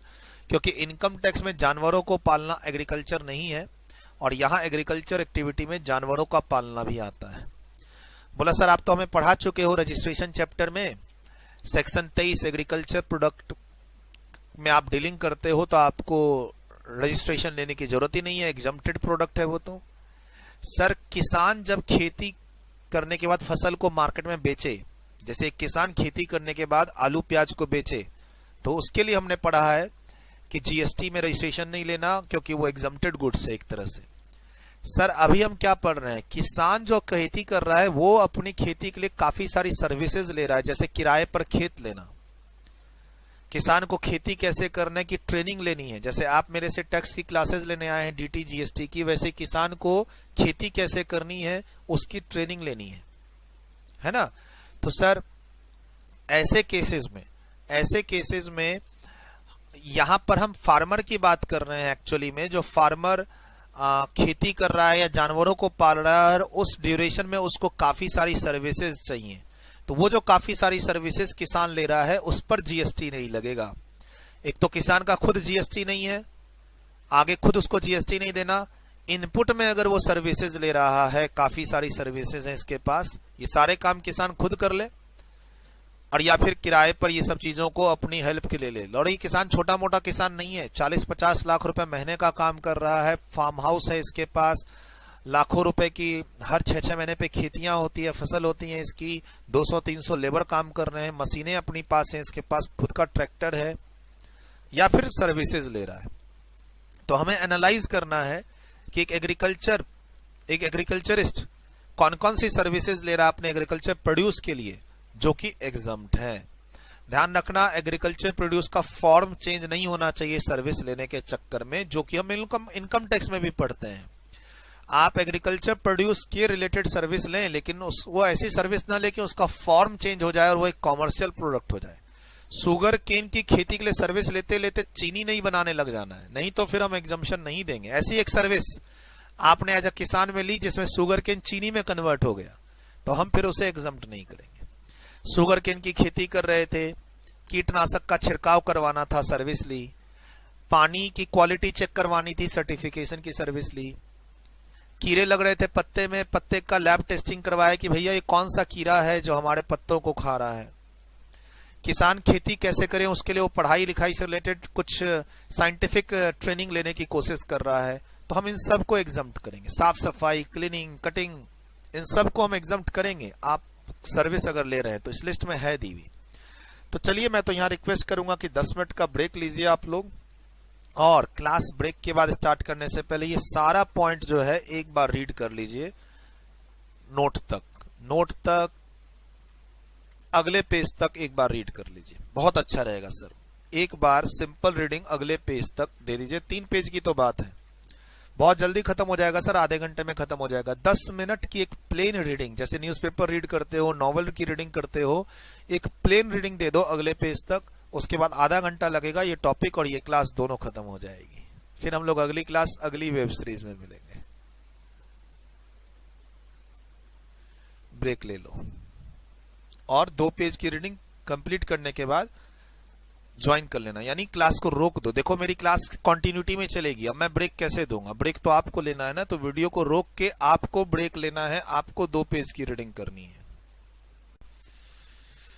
चलिए, आप लोगों ने थोड़ा तो रीड कर ही लिया होगा मेरे कहने पे, बाकी नहीं किया तो भी कोई बात नहीं, साथ साथ कर लेंगे, है ना। आप अपने से रीड कर लेते तो बहुत अच्छी बात, इफिशिएंसी थोड़ी सी बढ़ जाएगी आपकी समझने की, जो मैं समझा रहा हूं उसमें इफेक्टिवनेस बढ़ जाएगी अगर आप पहले से इस पैराग्राफ को, इस पेज को पढ़ लेते हो, तो ये फर्क होता है। चलिए, कोई बात नहीं, आई होप कि सबको सही चल रहा है आपके एंड पे। एग्रीकल्चर रिलेटेड सर्विसेज, ध्यान रखिएगा, if I am a agriculturist, I am a farmer, मैं करोड़ों रुपए का सामान खेती करके बेच सकता हूं। सेक्शन 23 में एग्जम्पशंस मुझे मिल रहा है, मेरे एग्रीकल्चर प्रोड्यूस पे मिल रहा है। लेकिन सर मैं एग्रीकल्चर प्रोड्यूस के अलावा यहाँ पर गाय भैंस पालने का भी काम करता हूँ, उससे डेयरी फार्मिंग चलाता हूँ। तो सर डेयरी फार्मिंग चलाने के लिए तो वहां कोई एग्जम्पशन नहीं है, अनलेस कि मेरा प्रोडक्ट एग्जम्प्टेड हो। मान लो मैं दूध बेचता हूँ, पनीर बेचता हूँ, घी बेचता हूँ और वो एग्जम्प्टेड गुड्स हो, तो मैं रजिस्ट्रेशन ना लूं। फिर वो डिपेंड करेगा, वो हमें रेट देखना पड़ेगा, जीएसटी रेट क्या है हमारे प्रोडक्ट पे। बट मैंने क्या कहा, एक तो वहां पर था कि इफ यू आर एग्रीकल्चरिस्ट, अगर आप खेती करते हैं और सिर्फ खेती करते हैं तो सेक्शन 23 का बेनिफिट लेके रजिस्ट्रेशन मत लीजिए, रजिस्ट्रेशन चैप्टर में। बट यहां पर मैं खेती करने के दौरान सर्विसेज ले रहा हूं लोगों से, और मैं खेती में फ्लावर से रिलेटेड जो फ्लोरिस्ट वाला काम है वो भी कर रहा हूं मैं। कॉमर्शियल क्रॉप्स भी हो सकता है मेरे एग्रीकल्चर में, और मैं जानवरों को भी पाल सकता हूं। ठीक, एक जानवर को एक्सेप्शन में रखा गया, हॉर्सेज, जिसका कॉमर्शियल यूज बहुत ज्यादा होता तो कैमल का भी है, लेकिन हॉर्सेज का नेशनल लेवल पे काफी ज्यादा कॉमर्शियल यूज होता है, इसलिए उसको यहां से बाहर रखा गया। और अक्सर मैं क्लास में कहता हूं गधे भी पाल सकते हो, घोड़े पालोगे तो जीएसटी लगेगा। चलिए, जीएसटी है ही ऐसा, क्या करेंगे। अभी उधर पीछे देखे थे ना रेडियो टैक्सी, काली पीली टैक्सी को हमने जीएसटी में एग्जम्प्ट कर दिया, लेकिन रेडियो टैक्सी को हमने क्या किया, टैक्सेबल कर दिया। ठीक है सर, देखते हैं क्या कहता है। Service relating to the cultivation of plants. तो अब कल्टीवेशन ऑफ प्लांट्स में सर प्लांट्स कौन से? सर ये पैर पौधे भी आ जाएंगे सर इसके अंदर, हाँ पैर पौधे भी आ जाएंगे, कॉमर्शियल क्रॉप्स भी आ जाएगा, बाकी आलू प्याज धान ये सब तो आना ही है इसके अंदर। प्लांट्स में खाने पीने के तो है ही है, फ्लावर्स भी आ जाएंगे इसके अंदर। And rearing of all forms, all life forms of animal, जानवरों को पालने का काम भी आप कर रहे हो और उसके लिए आप an number of services input में ले रहे हो। Rearing of all life forms of animal except the rearing of horses, मतलब गधे पालो घोड़े नहीं पालना, घोड़े पालोगे और उसके लिए सर्विसेज लोगे। जैसे एक जमीन किराए पर ली और अस्तबल खोलना है, घोड़ों का जो रहने का जगह होता है, स्टड फार्म। सर जमीन किराए पे ली, गाय को पालना है, ठीक है, तो सर जीएसटी नहीं लगेगा। लेकिन अगर जमीन किराए पर लेके अस्तबल खोल दिया आपने, घोड़ों को रखने की जगह, स्टड फार्म जिसको बोलते हैं, जीएसटी लग जाएगा उस जमीन के रेंट पे। अच्छा, पर्पस क्या है सर जानवरों को पालना? For food, fibre, fuel, raw material और अदर सिमिलर प्रोडक्ट्स, और for agriculture produce by way of, यानी इन सब का पर्पस क्या है बेसिकली? एग्रीकल्चर प्रोड्यूस, और या फिर जानवरों को जो आप पाल रहे हैं उससे आगे क्या है? आगे food, fibre, fuel, raw materials, उनका जो आउटपुट है वो आगे कहीं ना कहीं प्रोसेस हो रहा है, ठीक। अब जैसे मधुमक्खी पालन का काम है और उसमें जो शहद आ रहा है वो शहद फूड की कैटेगरी में आगे जा रहा है, चलेगा सर, वो भी इसके अंदर कवर है सर, हाँ इसके अंदर कवर है। अब कहता है कि आप अपने एग्रीकल्चरल एक्टिविटी के लिए क्या क्या सपोर्ट सर्विसेज लेते हो। तो सर आप एग्रीकल्चर ऑपरेशन दूसरे से करवा रहे हो, जैसे खेत बनाने का काम, उसको जोतने का काम, मिट्टी को ढीली करना, उसमें बीज रोपने का काम, आपने ये काम आउटसोर्स कर दिया है। भाई मेरा खेत है 50 बीघा जमीन, 2 लाख रुपया देता हूं, इस खेत को जोत के तैयार कर दो, बीज हम फिर हमको दे रहे हैं, कौन सी क्वालिटी का देना है। अपने को वो दिमाग नहीं लगाना है खेत जोतने में, तुम अपने लगाओ दिमाग, लेबर सबको दिमाग लगाओ और लेबर से काम कराओ, हमें तो खेत तैयार चाहिए 3 दिन के बाद। मैं थोड़ा सा किसान अलग किस्म का हूं, सारे काम आउटसोर्स कर रखे हैं।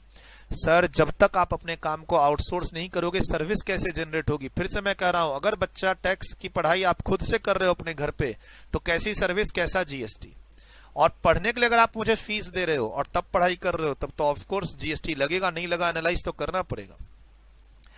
सर एग्रीकल्चर और operation directly related to the production of any agriculture produce including cultivation, harvesting, threshing, plant protection और टेस्टिंग। मैंने क्या कहा था, खेती करने के लिए जो पानी का सप्लाई कर रहे हैं आप, उसकी टेस्टिंग करवाना चाहते हैं कि वो पानी कहीं पॉल्यूटेड तो नहीं है, कहीं मेरे फसल को आगे खराब तो नहीं कर देगा। प्लांट प्रोटेक्शन, अगर मैं यहाँ खेती करूंगा, जमीन के अंदर जो नमी कह लो या पानी की अवेलेबिलिटी कह लो, कल को मेरे फसल में कीड़े तो नहीं लगेंगे। और बाकी जो हार्वेस्टिंग और कल्टीवेशन का काम इनिशियल लेवल पे जो हम लोग करते हैं, बेसिक ऑपरेशन जिसको बोलते हैं, खेत तैयार करने वाला काम। अभी अभी पुरानी फसल कटी है, अब पुरानी फसल को जड़ से हटाना है और अब नई फसल के लिए खेत को तैयार करना है। शुरू में जो खेत की तैयारी होती है वो ऑपरेशन मैंने किसी दूसरे को दे दिया, 2 लाख, 5 लाख, 10 लाख में जीएसटी नहीं लगेगा। सर मुझे अपने खेत में काम कराने के लिए फार्म लेबर चाहिए थे। अच्छा, तुम्हारे पास मैन पावर सप्लाई कंपनी हो, तुम उसको एज ए सिक्योरिटी गार्ड बना के भेज देते हो बैंक्स में, जीएसटी लगेगा। तुम्हारे पास मैन पावर सप्लाई का काम है, 100-50 लोग कभी भी तुम तैयार कर देते हो, सिक्योरिटी गार्ड बना के भेज दिए किसी सोसाइटी में, बैंक में जीएसटी लगेगा। किसी बिल्डर को दे दिए कंस्ट्रक्शन के काम में, जीएसटी लगेगा। मुझे भेज दो, मैं अपने खेत में काम कराना चाहता हूं, जैसे दिहाड़ी 600 रुपए है, मैं तुम्हें 500 रुपए दूंगा, अब तुम उसको पीछे कितना देते हो तुम जानो। तुम 300 लेबर को 3 दिन के लिए हमारे यहाँ भेज दो खेत पे काम करने के लिए। Supply of farm labour, sir कुछ कुछ कंपनियां तो 5-5 हजार फार्म लेबर को लेके बैठी हैं, एक आवाज पे 5000 स्टाफ खेत पे काम करने आ जाएंगे। इतनी बड़ी बड़ी लेवल पे कभी कभी खेती होती है और उसमें इतने बड़े बड़े लेवल पे फार्म लेबर की सप्लाई चाहिए होती है। थोड़ा सा इंटरनेट पे आप सर्च करना चाहो तो कर लो, आपकी मर्जी। वैसे मैं जो पढ़ा रहा हूं उसको सच मानो, अगर नहीं सर्च करना चाहते तो। सर फसल तैयार होते समय या तैयार होने के बाद बहुत सारी चीजों को आप अपने से करते हैं या फिर उसको भी आप आउटसोर्स कर देते हैं, कोई दूसरी ऑर्गेनाइजेशन, कोई दूसरी एंटिटी, या आप ही के गांव में, मोहल्ले में कोई रहने वाले दूसरे लोग, आप कोई फार्म हाउस जहां आप खेती कर रहे हो वहां आके वो सर्विस दे रहे हैं ताकि आपका प्रोडक्ट अच्छे से फिनिशिंग टच में पहुंचे और आगे बिक सके। सर आगे जो आपका प्रोडक्ट है वो कहां बिक सकता है? एक होलसेल मार्केट में और एक रिटेल मार्केट में। सर मैंने आलू की खेती की, अब आलू को होलसेल मार्केट में बेचना है तो उसके लिए तो 100-100 केजी की बोरियां पैक होगी ना, और रिटेल मार्केट में पैक करना है तो 8-10 आलू गोल गोल सजे हुए एक ही साइज के आलू को हम एक पैकेट में अच्छा सा वो ट्रांसपेरेंट चीज में पैक करके स्टोरेज में भेजेंगे। तो ध्यान रखिएगा, आप यहां पर कोई भी काम कराएं, दो चीज पर ध्यान रखिएगा, तीन चीजों पर ध्यान रखिएगा। ये सारे प्रोसेस एग्रीकल्चर प्रोसेस हैं। फसल तैयार हो चुकी है एक तरह से, उसके बाद के प्रोसेस हैं। यहां पर हम बीज लेवल पे काम कर रहे थे, सीड्स प्लांटेशन के लेवल पे। यहां ऑलमोस्ट फसल आपकी तैयार हो चुकी है, या फिर समझो इस प्रोसेस में तैयार हो जाएगी। ठीक है, अब मुझे जहां पर मैंने खेती की है वहां पर ये सब सर्विसेज चाहिए। ये सब ऐसी सर्विसेज हैं जिससे आपके फसल का इसेंशियल कैरेक्टर यानी फॉर्म चेंज नहीं होगा। Do not alter the essential character, underline. ये सब सर्विसेज के दौरान आपकी फसल का, आपके आउटपुट का फॉर्म चेंज नहीं होना चाहिए। चीनी ना बन जाए, सुगर केन ही रहे, पेडी ही रहे, राइस ना बन जाए, आलू ही रहे, पोटैटो चिप्स ना बन जाए, और टोमेटो ही रहे, सॉस ना बन जाए। ये ध्यान रखना है आपको। Sir, which do not alter the essential character, मतलब फॉर्म चेंज नहीं होना चाहिए। और आप ये सब प्रोसेस क्यों करवा रहे हो किसी से भी? To make your produce marketable for primary market, wholesale market, मंडी में जाएगा, not in a Big Bazaar का shop, not for retail market. बोला सर हमने तो क्लीनिंग करवाई है और अब हमारा प्रोडक्ट ना रिटेल पैकिंग के लिए जा रहा है, जीएसटी लगेगा, एग्जाम्पशन नहीं मिलेगा। क्लीनिंग आप उन सब चीजों की करवाओ जिसका अल्टीमेट पर्पस हो कि इसको हमें मंडी पे ले जाके बेचना है, प्राइमरी मार्केट में 50-50 केजी 100-100 केजी की बोरियां बनवानी है, उसके लिए आप ये सब काम करवाओ ना, कोई दिक्कत नहीं है। Underline primary market, underline do not alter the essential character, underline at an agriculture farm, जहां पर मेरी खेती हुई है वहीं पर ये सब काम हो। मान लो मेरी फसल हुई जैसे पेडी, धान, अब वो राइस मिल में जाएगी, राइस मिल में वो राइस में कन्वर्ट होगी किसी और लोकेशन पे, तो उसमें कोई भी एग्जम्पशन नहीं है। सर, चना दाल जो होता है वो एक कंप्लीट फॉर्म में होता है, उसके फिर टुकड़े होते हैं, उसकी पॉलिशिंग होती है। एक होती है छिलके वाली दाल और एक होती है साबुत दाल। घर में पूछिएगा, घर में आप पढ़ाई कर रहे हैं, घर में आप अपने डिस्कस कीजिएगा, एक बोलते हैं साबुत दाल, एक बोलते हैं टुकड़े वाली दाल। अक्सर हम लोग घर में जो खाते हैं वो टुकड़े वाली दाल खाते हैं और पॉलिश्ड खाते हैं। जैसे राजमा हो गया, ये टुकड़े वाली, राजमा, चना, छोले, ये सब टुकड़े नहीं होते हैं, ये सब फसल खेती से आ रही है। चना हो गया, लेकिन अब चना जैसे चना आप में उसमें छिलका भी लगा हुआ होता है। अब है प्रॉब्लम क्या, हम खाते हैं वो टुकड़े वाली दाल, पॉलिश्ड दाल। आप जो भी दाल खा रहे हो ना घर में, आप घर वालों से थोड़ा सा किचन में से दाल निकलवा के देखना, वो टूटी हुई पीस होंगी। ऐसे समझिए कि गोल चीजों का वो 2 टुकड़ा हुआ होगा और 2 टुकड़े वाली दाल आप खा रहे, टुकड़ा दाल, ठीक। एंड वो पॉलिश्ड होती है, इसीलिए वो चमकती है और आपको फिर लगता है वाह वाह क्या अच्छी दाल हम खा रहे हैं। वो एक्चुअली अल्टीमेटली आपको कहीं ना कहीं हेल्थ वाइज नुकसान भी पहुंचाती है। स्वाद में देखने में भले अच्छा लगे, स्वाद में चलो स्वाद का तो क्या है, हर अच्छी चीज जो स्वाद देती है वो आपके लिए हेल्दी थोड़ी ना होती है। लेकिन आप पॉलिश्ड जो दालें होती हैं, जो अक्सर हम लोग घर में प्रोटीन बोल के खाते हैं और हेल्दी बोल के खाते हैं, वो भी हमें नुकसान पहुंचा सकती है। सर, बहुत सारी कंपनियां आज के दिन, हिंदुस्तान लीवर टाइप की कंपनियां, आईटीसी लेवल की कंपनियां दाल में जो बेचती हैं वो बोलती है अनपॉलिश्ड दाल। मतलब 60 रुपए में आप दाल खरीद रहे हैं, लेकिन आप थोड़ा सा इंटरनेट चलाइए, 80-90 रुपए की अनपॉलिश्ड दाल भी मिलती है पैकेट। मंगवाना चाहे तो मंगवा लीजिए। मैं तो यहां समझा रहा था कि सर प्रोसेस जो कहां होगा, वो जहां पर खेती हुई है वहां पर होगा। अगर हम कुछ प्रोसेस करने के लिए अपनी फसल को किसी दूसरी लोकेशन पे ले जा रहे हैं, फैक्ट्री पे ले जा रहे हैं, जैसे पेडी से राइस बनाने का काम जहां पर फसल होती है वहां नहीं हो पाएगा, जहां पर खेती हुई है वहां नहीं हो पाता है। पॉलिश्ड करना दाल को, सर वो प्रोसेस वहां नहीं हो पाएगा, तो हम उस पर एग्जम्पशन नहीं देंगे। आगे अगले पेज पे चर्चा है इन सब की, कुछ भी मैं अपने मन से नहीं बता रहा, सब कुछ आपको अपने कोर्स के हिसाब से पढ़ना है। मैं आपको खेती करना या खाना बनाना नहीं सिखा रहा। हाँ, थोड़ा सा हेल्थ की बात आई तो मैंने कहा सर चीनी में भी सल्फर और विदाउट सल्फर होता है आज के दिन। सेंधा नमक 2 चीजें होती है।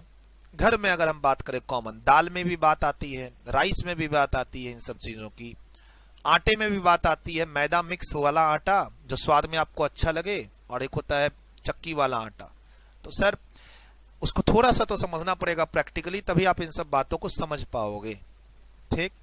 Process carried out on agriculture farm including tending, pruning, cutting, harvesting, drying, cleaning, trimming, sun drying, fumigating, कीड़े ना लगे, क्योरिंग, सॉर्टिंग मतलब अच्छा खराब छोटा बड़ा अलग अलग करना, ग्रेडिंग यानी कैटेगरी बनाना, ये ग्रेड 1 है इसका दाम ज्यादा होगा, ये ग्रेड 2 है इसका दाम कम होगा, कूलिंग ताकि सड़े ना, और बल्क पैकिंग और सच अदर लाइक ऑपरेशन। तुम यार कुछ भी करो ना, उसको टोमेटो सॉस ना बना देना, चिप्स ना बना देना, तुम मैंगो से मैंगो पल्प ना बना देना, मैंगो मैंगो ही रहना चाहिए, बाकी तुम कुछ भी करते रहो।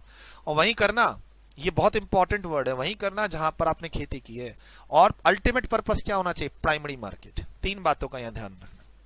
सर जी मशीनें चाहिए, ट्रैक्टर चाहिए, जमीन चाहिए खेती करने के लिए, अपनी जमीन नहीं, अपना सामान नहीं, ले लो सर, रेंट पे जीएसटी नहीं लगेगा, जीएसटी नहीं लगेगा उस पे। रेंटिंग और लीजिंग ऑफ एग्रो मशीनरी और वेकेंट लैंड विद और विदाउट स्ट्रक्चर। बोला सर जमीन पे स्ट्रक्चर, कोई शादी का हॉल ले रहे हैं किराए पे? सर ग्रीन हाउस, वो जो बहुत सारी खेती ऐसी होती है जिसमें सूरज की रोशनी डायरेक्ट आपके फसल पे नहीं पड़नी चाहिए, नहीं तो फसल खराब होगी। बहुत बार आप देखते होंगे कवर्ड जगह पे खेती होती है, या फिर बहुत लंबा चौड़ा खेत देख रहा है, आप हाईवे पे जा रहे हैं लेकिन एक जगह बीच में देख रहे हैं खेत ना ग्रीन कपड़ों से कवर्ड है, चारों बगल से डंडे वंडे सब लगे हुए हैं। तो स्ट्रक्चर हो ना हो कोई फर्क नहीं पड़ता, रेंट पे जीएसटी नहीं लगेगा। उसके बाद जो आपका एग्रीकल्चर प्रोड्यूस आया है, हम चीनी की बात नहीं कर रहे हैं, हम राइस की बात नहीं कर रहे हैं, हम चीनी की बात नहीं कर रहे, या फिर और कोई आइटम जो चेंज फॉर्म लेता है। राइस का ऐसा ही पॉइंट आगे है, राइस की वेयर हाउसिंग लोडिंग अनलोडिंग भी एग्जम्प्ट है, लेकिन यहां नहीं है। मैं राइस का आगे बता दूं, फिर बोलोगे सर राइस भी तो कवर्ड है, तो राइस का पॉइंट नंबर 46 में कवर्ड है, service by way of loading unloading packing storage and warehousing of rice. आगे और है वेयर हाउसिंग से रिलेटेड पॉइंट, ये सारे चीजें। सर क्यों ये 49 नंबर पॉइंट अलग से है, 46 नंबर पॉइंट अलग से? बात को समझो, because these are not agriculture produce but these are converted one, form change होके बनते हैं ये सब, इसीलिए इनको मुझे अलग से लिखना पड़ा। ठीक है, जो एग्रीकल्चर प्रोड्यूस है, ओरिजिनल खेती जो वाली जो फसल आपकी निकली है, आप उसको लोडिंग अनलोडिंग पैकिंग स्टोरेज और वेयर हाउसिंग की सर्विस लोगों से ले रहे हो। आपकी फसल है 2 महीने के बाद बेचना है आपको, तब तक आप किसी के गोडाउन में रखवाना चाहते हो, वो आपसे 50,000 रुपए लेना चाहता है, जीएसटी नहीं लगेगा, एग्जम्प्ट है। एग्रीकल्चर एक्सटेंशन सर्विसेज, लिखिए ट्रेनिंग, फार्मर एजुकेशन और ट्रेनिंग, फार्मर एजुकेशन और ट्रेनिंग, F नंबर पॉइंट। उसके बाद एपीएमसी आजकल बड़े चर्चा पे है, किसानों से रिलेटेड जो बिल आ रखे हैं 2-3 और आग वाग हर जगह लग रही है। ट्रैक्टर, एक ही ट्रैक्टर को 2-2 बार जलाया जा रहा है, एक बार पंजाब में अलग और दूसरा इंडिया गेट पर लाके अलग, है ना। तो सर जो भी है, शायद 3 फार्म बिल आए हैं, उसमें से 1-2 सही है, 1-2 गलत है, और उसके अंदर कुछ पॉइंट सही है, कुछ पॉइंट गलत है। एपीएमसी की भी बात वहां पे हो रखी है। एग्रीकल्चर प्रोड्यूस मार्केटिंग कमेटी एक फिक्स दाम पे किसानों की फसल खरीदती है, जिसके प्रावधान शायद नए वाले बिल में नहीं है। फिर भी गवर्नमेंट वादा कर रही है कि नए बिल का इससे कोई लेना देना नहीं, हम फसल को सपोर्ट प्राइस पे खरीदेंगे, जो कि लगता है गवर्नमेंट यहाँ पे डबल स्टैंडर्ड कर रही है। अगर करना है तो बिल पे क्यों नहीं लिखा टाइप की चीज। तो काफी इश्यूज हो रहे हैं। हालांकि अब यहां पर आपको क्या ध्यान रखना है, एपीएमसी कमेटी सर्विसेज देती है किसानों को, उनको मार्केट की सर्वे करके रिपोर्ट देती है कि तुम कैसी खेती करो, उनके फसल के बारे में सर्वे करके देती है, उनके फसल को एक दाम लेके बेचने की कोशिश करती है, बहुत सारी सपोर्ट सर्विस देती है। इनफैक्ट एपीएमसी मार्केटिंग कमेटी की कुछ दुकानें होती हैं जो आप किराए पर दे सकते हो किसानों को अपनी फसल को बेचने के लिए। कोई भी services agriculture produce marketing committee और बोर्ड दे रही है तो हम उसको एग्जम्प्ट कर देंगे, जीएसटी नहीं लगाएंगे। अगेन एक किसान, आप अगर ये सब सर्विसेज ले रहे हैं किसी से तो क्या फ्री में ले रहे हैं या पैसे दे रहे हैं? पैसे दे रहे हैं। सर जैसे आप मेरे से आते हैं, मुझे पैसे देते हैं, मेरे से क्लास लेते हैं, जीएसटी लगने वाली बात होती है, वैसे यहां बात हो रही है। और यहां कहीं भी पैसे जो दे रहे हैं उस पर जीएसटी नहीं लगेगा, ध्यान रखिएगा। और ये वाला काम, आपकी फसल को मैं कमीशन बेसिस पर बेच रहा हूं, उस कमीशन पे जीएसटी नहीं लगेगा। सर जनरली कमीशन बेसिस पर मैं मान लो लैपटॉप बेचूं, दवाइयां बेचूं, कैमरे बेचूं, प्रोजेक्टर बेचूं, कोई भी कमीशन बेसिस पर काम, एक का माल दूसरे को बेचना, कपड़े बेचना हो कमीशन बेसिस पर, कमीशन एजेंट्स पर जीएसटी होता है, ध्यान रखिएगा। Generally commission work are liable for GST but not this. क्यों? क्योंकि आप कमीशन किस पर अर्न कर रहे हो? एग्रीकल्चर प्रोड्यूस को सेल करने पे। मान लो मेरा ऑनलाइन पोर्टल है जहां पर एग्रीकल्चर प्रोड्यूस, आलू टमाटर प्याज जो रॉ मटेरियल्स हैं, मतलब जो ओरिजिनल प्रोड्यूस है किसानों के, वो मैं बेच रहा हूं पोर्टल पे, ऑनलाइन पोर्टल पे, जीएसटी नहीं लगेगा। आप लिख लीजिए, sale of agriculture produce on commission basis on online portal, no GST. But sir sauce नहीं बोल रहा हूं बेचने के लिए, खेती आप सर आपने तो इनकम टैक्स में बताया था कमीशन की इनकम को एग्रीकल्चर इनकम नहीं कहते हैं। कोई बात नहीं बेटा, वो इनकम टैक्स में आप सही पढ़े हो कि फसल दूसरे ने खेती की, उसकी फसल को मैं कमीशन पे बेचूं तो उस कमीशन को एग्रीकल्चर इनकम नहीं कहते हैं। मैं तो यहाँ कहीं नहीं रहा कुछ भी, मैं यहाँ एग्रीकल्चर इनकम डिसाइड नहीं कर रहा, मैं डिसाइड कर रहा हूं कि इस सर्विस पे जीएसटी लगेगा या नहीं। जो हाईलाइटेड पोर्शन है उसको हम इनकम टैक्स में कभी भी एग्रीकल्चर इनकम नहीं कहते। सर इसमें से कोई भी एग्रीकल्चर इनकम नहीं है। जैसे मैं फार्म लेबर सप्लाई का काम करता हूं, एग्रीकल्चर इनकम नहीं है, लेकिन इस पैसे पर जीएसटी भी नहीं लगेगा। ये फार्म लेबर सप्लाई करने का काम मैं कर रहा हूं, किसान को सप्लाई कर रहा हूं, किसान से 5 लाख रुपए ले रहा हूं, ये 5 लाख एग्रीकल्चर इनकम नहीं है। आई एग्री, जीएसटी भी नहीं लगेगा आज की क्लास में, ये ध्यान रखना है।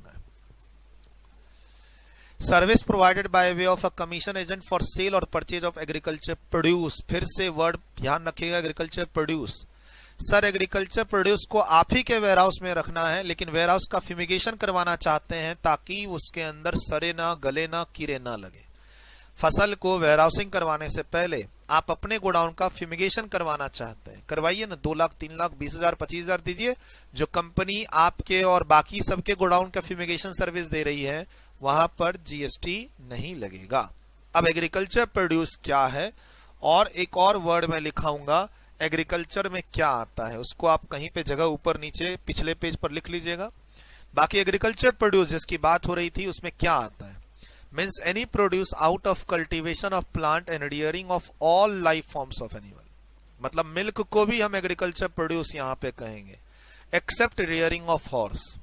घोड़ों को छोड़ के, इसका कॉमर्शियल यूज ही होता है, इसका कोई भी मतलब एक कहने किसान को गाय चाहिए, भैंस चाहिए, जानवरों में हॉर्स का जो मार्केट है ना वो प्योर कॉमर्शियल मार्केट है नेशनल लेवल पर। करोड़ों रुपए लगे हुए हैं, चाहे हॉर्स से रिलेटेड टूरिज्म की बात करें या हॉर्स से रिलेटेड रेस की बात करें, या हॉर्स मेंटेन करना लोगों का शौक भी होता है आज के दिन।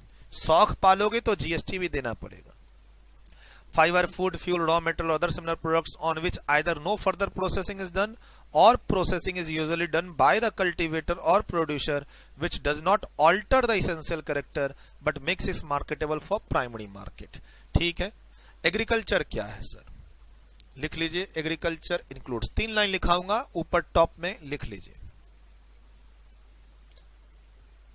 मैंने जो कहा कि मधुमक्खी पालन भी इसमें आ सकता है, फिशिंग भी आ सकती है सर इसके अंदर। Agriculture includes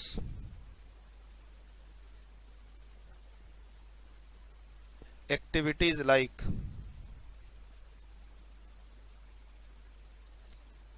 breeding of fish,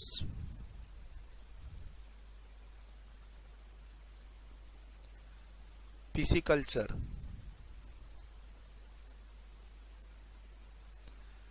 भाई मेरी इंग्लिश खराब है, कहीं प्रोनाउंसिएशन में दिक्कत हो रही होगी तो इग्नोर कर देना। Rearing of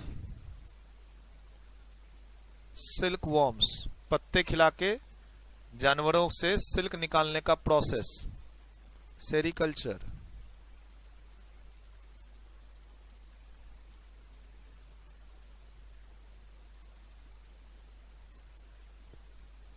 cultivation of ornamental flowers, ये भी आते हैं फ्लावर्स, करोड़ों रुपए का बिजनेस है, एक्सपोर्ट भी होता है। फ्लोरिकल्चर,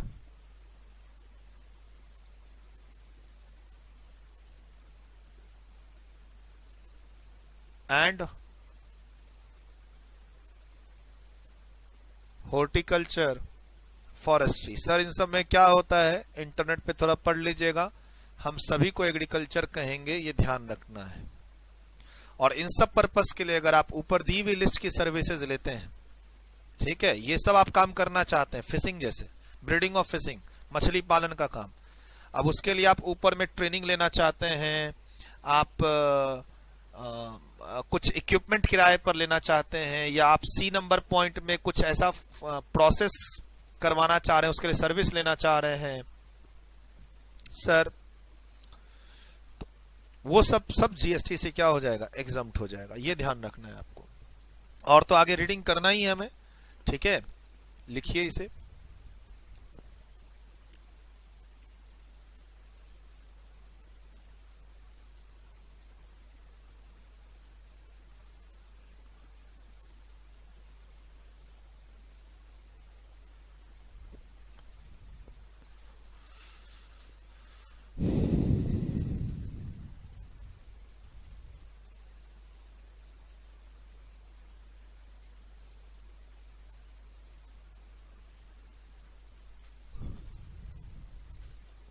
क्या कहता है आगे।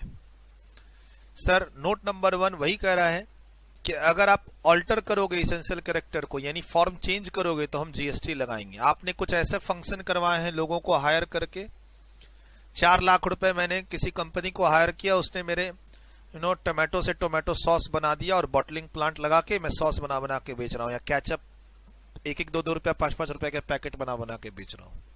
सर जीएसटी उस प्रोसेस पे लगेगा, क्योंकि आपने उसका कैरेक्टर प्रोड्यूस, एग्रीकल्चर प्रोड्यूस का फॉर्म चेंज कर दिया, उसका एसेंशियल कैरेक्टर चेंज कर दिया। For instance potato chips, tomato ketchup are manufactured through the process which alters the essential character of farm produce. Farm produce क्या था? Potato and tomato. इसकी cleaning करवा लेते आप, पैकिंग करवा लेते इसकी 50-50 केजी की, 10-10 केजी की, होलसेल मार्केट के लिए चलता, लेकिन आपने तो इसका फॉर्म ही चेंज करा दिया। हम जीएसटी लगाएंगे उस रुपए पे। सर आपने अपना प्रोड्यूस मार्केटेबल बनाया है रिटेल मार्केट के लिए। The process of grinding, sterilizing, extraction, packing in the retail packs of the agriculture products which make the agriculture products marketable in the retail market would not be covered, यानी taxable होगा। मैं पहले ही बता चुका हूं, exam में आया retail market tax कर देना, एग्जाम में आया कि 10 किलोमीटर दूर आपने ये सब प्रोसेस कराया एग्रीकल्चर फार्म से, टैक्सेबल कर देना। इसेंशियल कैरेक्टर यानी फॉर्म चेंज हो गया कोई प्रोसेस से आपका, टैक्सेबल कर देना, एग्जाम्पशन नहीं देना। अगले पेज पे एपीएमसी के बारे में कह रहा है। मैंने कहा अभी एपीएमसी इज अ कमिटी जो काफी सारी इंफॉर्मेशन की शेयरिंग के अलावा दुकानों को भी किराए पर देती है और फैसिलिटी भी देती है, और आपके प्राइस, आपके प्रोडक्ट को वो खरीदती भी है, कमीशन बेसिस पर बेचती भी है। सच मार्केटिंग कमिटी। अब बवाल जो भी हो रखा है पिछले 1 महीने से कह लो एग्रीकल्चर बिल को लेके, उसमें ये भी एक सब्जेक्ट मैटर है कि बिल में आपने इसको रिकॉग्नाइज क्यों नहीं किया। हो सकता है आप इसको 1 महीने 2 महीने का हटा देंगे। ऐसे समझो ना कि जो बिल्स आए हैं ना उसके बाद इनकी इंपॉर्टेंस खत्म हो गई। ये एक तरह से यहाँ पर बहुत सारे एजेंट्स बैठे हुए थे, बहुत सारे लोग मार्केटिंग कमेटी में, आप मूवी सब भी देखते हैं, मार्केटिंग कमेटी में लोग, इलेक्शन होता है और ना नेता है ना इस पर कंट्रोल रखते हैं, करोड़ों का बिजनेस होता है, क्योंकि किसान को मजबूरी है वो उसी मार्केटिंग कमेटी में आके सामान बेचेगा।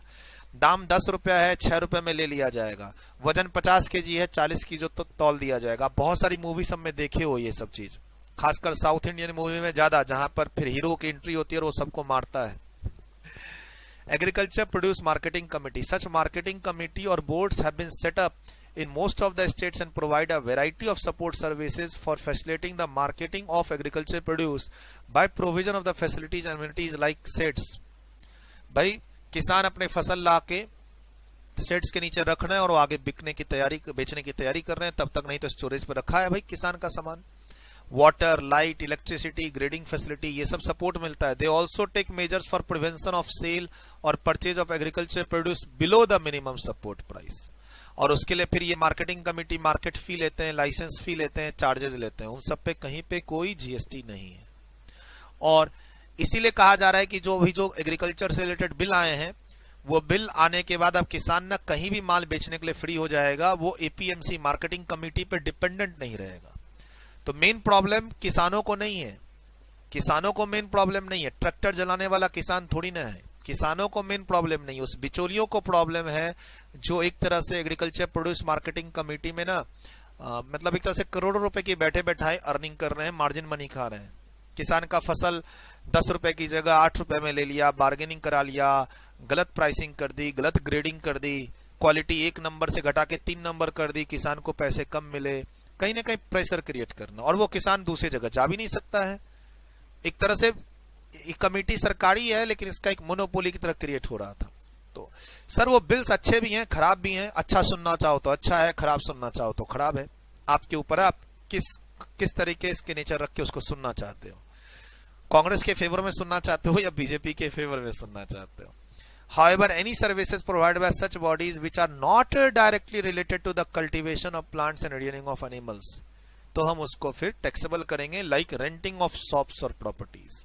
का कल्टीवेशन से कोई लेना देना नहीं, अगर आप रेंटिंग करेंगे शॉप्स की, प्रॉपर्टीज की, तो हम उस पर जीएसटी लगाएंगे।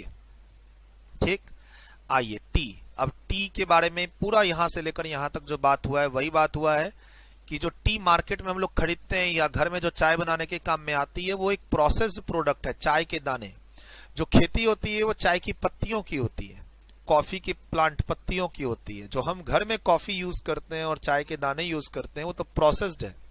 गुड़ की खेती थोड़ी ना होती है, चीनी की खेती थोड़ी ना होती है, ये सब प्रोसेस्ड आइटम है। तो सर ये एग्रीकल्चर प्रोड्यूस नहीं है। जो भी प्रोसेस अप्लाई करके इनको बनाया गया है सब जीएसटी के दायरे में आते हैं, एग्जम्पशन नहीं मिलेगा। यही पूरा यहाँ समझा रखा है, एग्जाम में ध्यान रखना, याद नहीं करना। Tea use for making the beverages such as black tea, green tea, white tea is a process product made in the tea factory, जहां खेती और वहां नहीं होते हैं ये सब। After carrying out several process like drying, rolling, sapping, refining, oxidation, packing etcetera on the green leaf.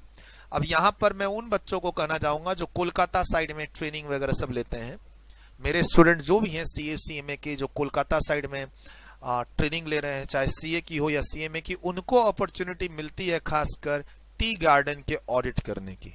तो वहां ये सब प्रोसेस वो लोग फील भी कर सकते हैं। सर यूनिक एक्सपीरियंस है जगह के हिसाब से। आप बैंगलोर में ट्रेनिंग लेते हैं तो आईटी कंपनीज के ऑडिट कर रहे हैं, आप बॉम्बे में ट्रेनिंग ले रहे हैं तो फाइनेंशियल कंपनीज की ऑडिट कर रहे हैं, आप कोलकाता में हैं तो मिक्स है, कोलकाता दिल्ली में तो मिक्स आपको ऑडिट मिल रही है। और ज्यादा अपॉर्चुनिटी आपको जो मिलेगी इंडस्ट्री के स्पेसिफिक होके तो वो तो इस एरिया में, एनसीआर एरिया में ट्रेनिंग लेने में ज्यादा मिलेगी। स्टिल दिल्ली कलकत्ता में भी कमी नहीं है चीजों की, हर जगह ही फैसिलिटी है, डिपेंड करता है। लेकिन हाँ, कलकत्ता से अगर आपकी ट्रेनिंग चल रही तो एक अपॉर्चुनिटी एक्स्ट्रा है वहां पे टी गार्डन की ऑडिट। जो इस साइड अगर आपकी ट्रेनिंग पुणे, महाराष्ट्र या फिर दिल्ली में चल रही है तो इन बच्चों को टी गार्डन विजिट करना और ऑडिट करने का मौका बड़ा कम मिलता है। टी गार्डन की ऑडिट भी ना 3-3 महीने 4-4 महीने चलती है, जंगलों के बीच में, फ्लाइट से बुकिंग होती है, प्राइवेट गाड़ी रहती है और पुलिस फोर्स आगे पीछे रहती है। आपको एक जंगल, मतलब रात में ऐसा भी होगा कि हाथी भी आ जाएगा, आप जहां पर आपको गेस्ट हाउस में रोका जाएगा वहां पे जंगली जानवर भी आते हैं। तो उसका एक्सपीरियंस ट्रेनिंग के लाइफ में अलग सा ही है, मजेदार लग रहा है कि आप जैसे छुट्टियां बिताने गए हो। छुट्टियां, टी गार्डन की ऑडिट का मतलब है आप ऐसे समझो कि पेड हॉलीडे पे गए हो। आर्टिकलशिप तो 2000 की है लेकिन आप राजा बन के गए हो टी गार्डन की ऑडिट पे। जब भी मौका मिले जाना जरूर। हाँ, पंगे मत लेना वहां पर पहुंचने के बाद, वहां के लोकल लोगों से, लोकल अकाउंटेंट से पंगे मत लेना कि मैं तुम्हारी ऑडिट में क्वालिफाई कर दूंगा रिपोर्ट, तुम्हारी नौकरी निकलवा दूंगा, मुझे एक बार हेड ऑफिस पहुंचने दो। सर कभी हेड ऑफिस पहुंच ही नहीं पाएंगे।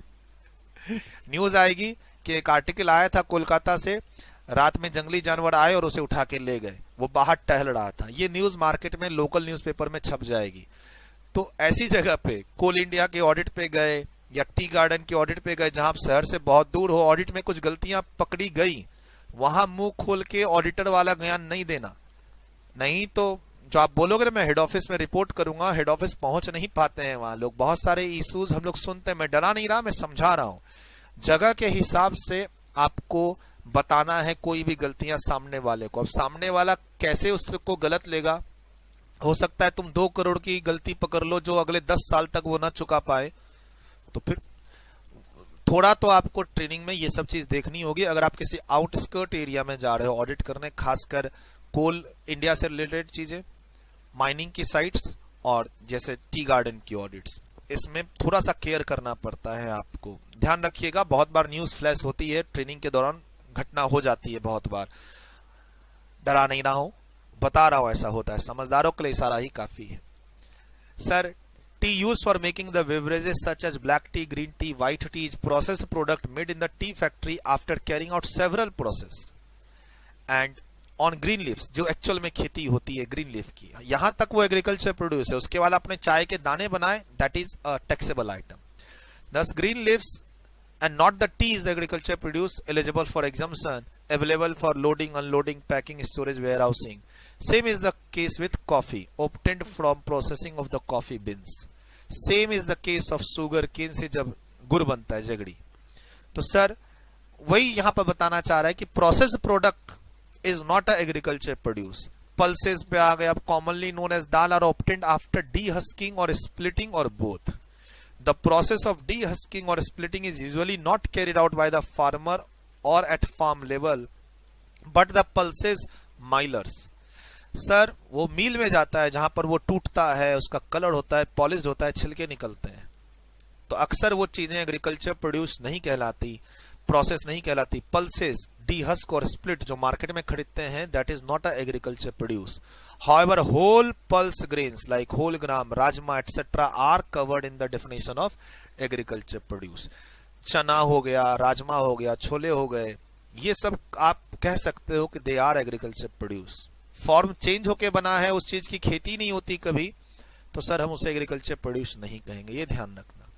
इन व्यू ऑफ द अबव, अगर आप कोई प्रोसेस अप्लाई कर रहे हो, it is inferred that the processed product such as tea, coffee powder, pulses, processed spices, masale, dry fruits, cashew nut, sir काजू भी ना वो भून के नमक वमक डाल के बाजार में मिलते हैं, प्रोसेस्ड होके बेहद अच्छी क्वालिटी के, इनफैक्ट उसमें कुछ परफ्यूम भी मिलाए जाते हैं, उसमें अच्छा खुशबू दे वो आपको, तले भी जाते हैं, अलग अलग वैरायटी के काजू मार्केट में मिलते हैं। सर ये सब outside the definition of agriculture produce है, और इन सब से रिलेटेड कोई भी सर्विस होगी तो हम उसे इस एंट्री में जो 45 नंबर पॉइंट इतने देर से पढ़ रहे हैं यहां हम एग्जाम्प्ट नहीं करेंगे। अब देखते हैं आगे कौन कौन से पॉइंट इसके लिए हैं एग्जाम्शन के लिए। आखिरी 10-15 मिनट और हमारे पास है अब इस क्लास के लिए। क्या कहता है? कहता है लोडिंग, अनलोडिंग, पैकिंग, स्टोरेज और वेयरहाउसिंग ऑफ राइस को भी हम एग्जाम्प्ट कर देंगे, even if it is not a agriculture produce. Sir हम पॉइंट नंबर 45 में कवर नहीं हो रहे, इसलिए एक नया पॉइंट में इसे एग्जाम्प्ट कर रहे हैं। Warehousing of minor forest produce, ये सर अपने आप होते हैं, एग्रीकल्चर प्रोड्यूस में हम मेहनत करते हैं तब वो होते हैं, फॉरेस्ट प्रोड्यूस अपने आप होते हैं, इनकी वेयरहाउसिंग की सर्विस भी क्या है? एग्जाम्प्ट है। सर वेयरहाउसिंग की फ्यूमिगेशन सर्विस भी एग्जाम्प्ट है। एंट्री रिपीट हो रही है ये। अगले पेज पर थोड़ा ये सब नाम आपको याद करके जाना है। Storage and warehousing of cereal, pulse, fruits, nuts, vegetables, spices, copra, sugar cane, jaggery, raw vegetables, fibres such as cotton, flax, jute, ये तो कॉमर्शियल प्रोडक्ट हो गए, ठीक है। Tobacco, betel leaves, tendu leaves, coffee, tea etcetera नहीं है, तो यानी कहीं ना कहीं आपको एग्जाम्पल थोड़ा सा इसको 2-3 बार रीड करके जाना होगा। इनकी स्टोरेज के जो चार्जेस है, वेयरहाउसिंग चार्जेस है, इनके लिए वो सब क्या है? एग्जाम्प्ट है। अब देखिए जैसे एडिबल ऑयल क्वेश्चन आता है एग्जाम में, यहां कहीं भी एडिबल ऑयल नहीं है, तो लिख लीजिए warehousing of edible oils are taxable, are taxable नहीं है इस लिस्ट में एडिबल ऑयल। फेमस प्रोडक्ट का नाम है वो पूछता है। फ्रूट्स कवर है इसके अंदर, कॉफी टी कवर है,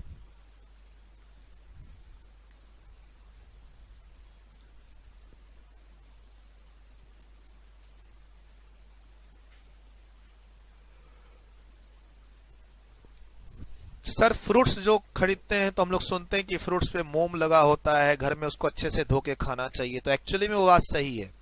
क्यों सर? फ्रूट्स एंड वेजिटेबल्स को मार्केटेबल बनाने के लिए, वो लंबे समय तक रहे, खराब ना हो, ये सब सर्विस लेते हैं हम। Pre conditioning, pre cooling, ripening, waxing, retail packing, labelling. Fruits में लेबल भी लगा रहता है कि 100% ट्रस्टेड फ्रूट्स है, इंपोर्टेड है, 300 रुपए केजी का एप्पल, उसमें मार्किंग होती है। सर वो मार्किंग करना, एक्चुअली में एप्पल पे मोम का लेयर चढ़ता है, वैक्सिंग, ताकि ये खराब ना हो, जिसको हम घर में कहते हैं कि अच्छे से धो के गर्म पानी में थोड़ा उबाल के खाना चाहिए फ्रूट्स को। सही है, क्योंकि इतने फंक्शंस होते हैं फ्रूट्स और वेजिटेबल्स पे, उसका फॉर्म तो चेंज नहीं होता लेकिन सर्विस ये ली भी जाती है, और ये एग्जम्प्ट भी है। इसमें रिटेल पैकिंग भी है, ध्यान रखिएगा, इसमें रिटेल पैकिंग भी है। फ्रूट्स एंड वेजिटेबल्स के लिए स्पेशल एंट्री में रिटेल पैकिंग वाली एंट्री भी क्या है? एग्जम्प्ट है। सर कोल्ड चेन फैसिलिटी चलानी है आपको, कोल्ड स्टोरेज मेंटेन करना है, उसके लिए फार्मर्स को एजुकेशन की, नॉलेज की डिसमिनेशन दी जाती है, पैसे चार्ज होते हैं। Service provide bye national centre for cold chain development under the ministry of agriculture corporation and farmers welfare bye way of a cold chain knowledge dissemination. हम training दे रहे हैं कोल्ड चेन फैसिलिटीज मेंटेन करने के लिए, exempt है वो fee. Service by way of a licensing, registration and analysis और testing of food sample supplied by FSSAI to a food business operator. I am a food business operator, मैं अपने food का sample और या फिर मैं लाइसेंसिंग और registration लेना चाह रहा हूं किस इस डिपार्टमेंट से, ताकि मैं अपना फूड प्रोसेसिंग बिजनेस चालू कर सकूं।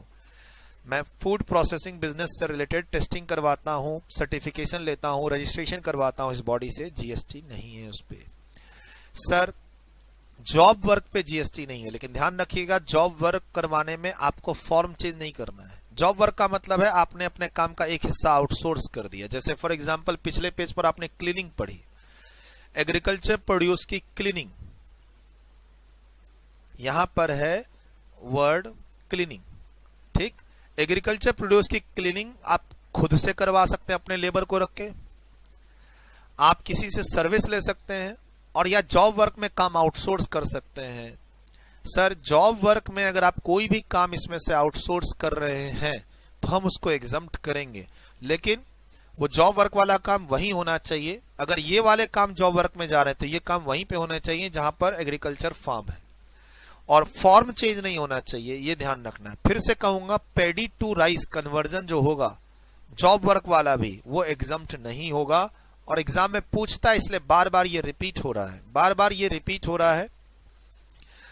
Carrying out of an intermediate production process as a job work. Job work में कुछ काम कराने का मतलब क्या है, मैं अपने पूरे बिजनेस प्रोसेस का कुछ हिस्सा किसी और से करवा रहा हूं इंस्ट्रक्शन देके। In relation to the cultivation of plants and rearing of all forms of animals except the rearing of horses. Sir खाली ध्यान रखना है, उस एग्रीकल्चर प्रोड्यूस का फॉर्म चेंज नहीं होना चाहिए, और जॉब वर्क हम राइस से रिलेटेड नहीं ले रहे हैं, पैडी से रिलेटेड ले रहे हैं, लेकिन पैडी को वो राइस में भी कन्वर्ट ना कर दे जॉब प्रोसेस में। अगर किया है तो हम एग्जाम्पशन नहीं देंगे। क्या बोलता है, it is clarified that milling of paddy into rice is not eligible for exemption under this category. और ये थोड़ी सी फेमस पॉइंट है जो एग्जाम में पूछता है। मैं आपको खेती करना सीखो ये नहीं कह रहा हूं सर, ये लाइन एग्जाम में आएगी, आपको बोल देना एग्जाम्प्ट है, लेकिन अगर कोई केस स्टडी आई एग्जाम में तो वो पैडी और राइस पर ही आएगा, दूसरे पर नहीं आएगा, तो आपको ध्यान रखना है बस सिर्फ। Milling of paddy is not an intermediate production process in relation to a cultivation of plants. It is a process carried out after the process of cultivation over and paddy has been harvested. Process of paddy into rice is also not usually carried out by the cultivator but the rice millers. और आप उसमें change भी हो जाता है essential character, plus ये away यानी farm house पे नहीं होता, दूर होता है। तो इन सब कारणों से हम इसे इंटरमीडिएट प्रोसेस नहीं मानेंगे। सर सवाल क्या उठा कि इस लाइन में conversion of a paddy into rice का प्रोसेस आता है जॉब वर्क में और हम उसे एग्जम्प्ट कर सकते हैं। मैंने आपको अपना धान दिया, आपने उसे राइस में कन्वर्ट करके दिया, क्या वो चीज इसके अंदर आएगी, एग्जम्प्ट होगी? आंसर इज नो, नहीं होगी। ठीक, तो सर इसके अंदर क्या आएगा?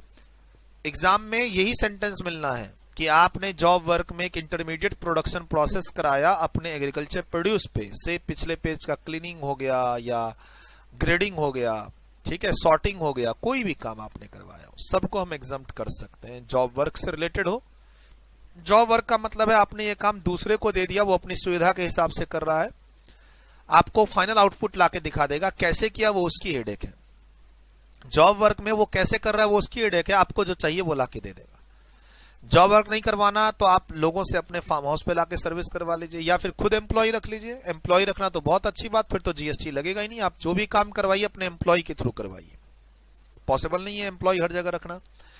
दो सर्विसेज और हैं, स्लॉटरिंग ऑफ एनिमल्स। सर जानवर जब एजेड हो जाते हैं, अब वो किसी काम के नहीं है, अननेसेसरी वो मेरे काम भी नहीं आ रहे हैं और दुख भी उनको हो रहा है कि वो, अब जानवरों का दुख भी है बेसिकली, वो अब नहीं जी पा रहे हैं, तो गवर्नमेंट का स्लॉटरिंग हाउस बना हुआ है लीगली जहां पर एनिमल्स को डिस्पोज ऑफ किया जाता है। जैसे एक आदमी की डेथ हो जाती है तो हम लोग उसको रीति रिवाज फॉलो करके, जो भी रीति है हिंदू मुस्लिम सिख ईसाई की, वो फॉलो करके हम उसे एक प्रोसेस लास्ट में डेथ के समय कंप्लीट करते हैं।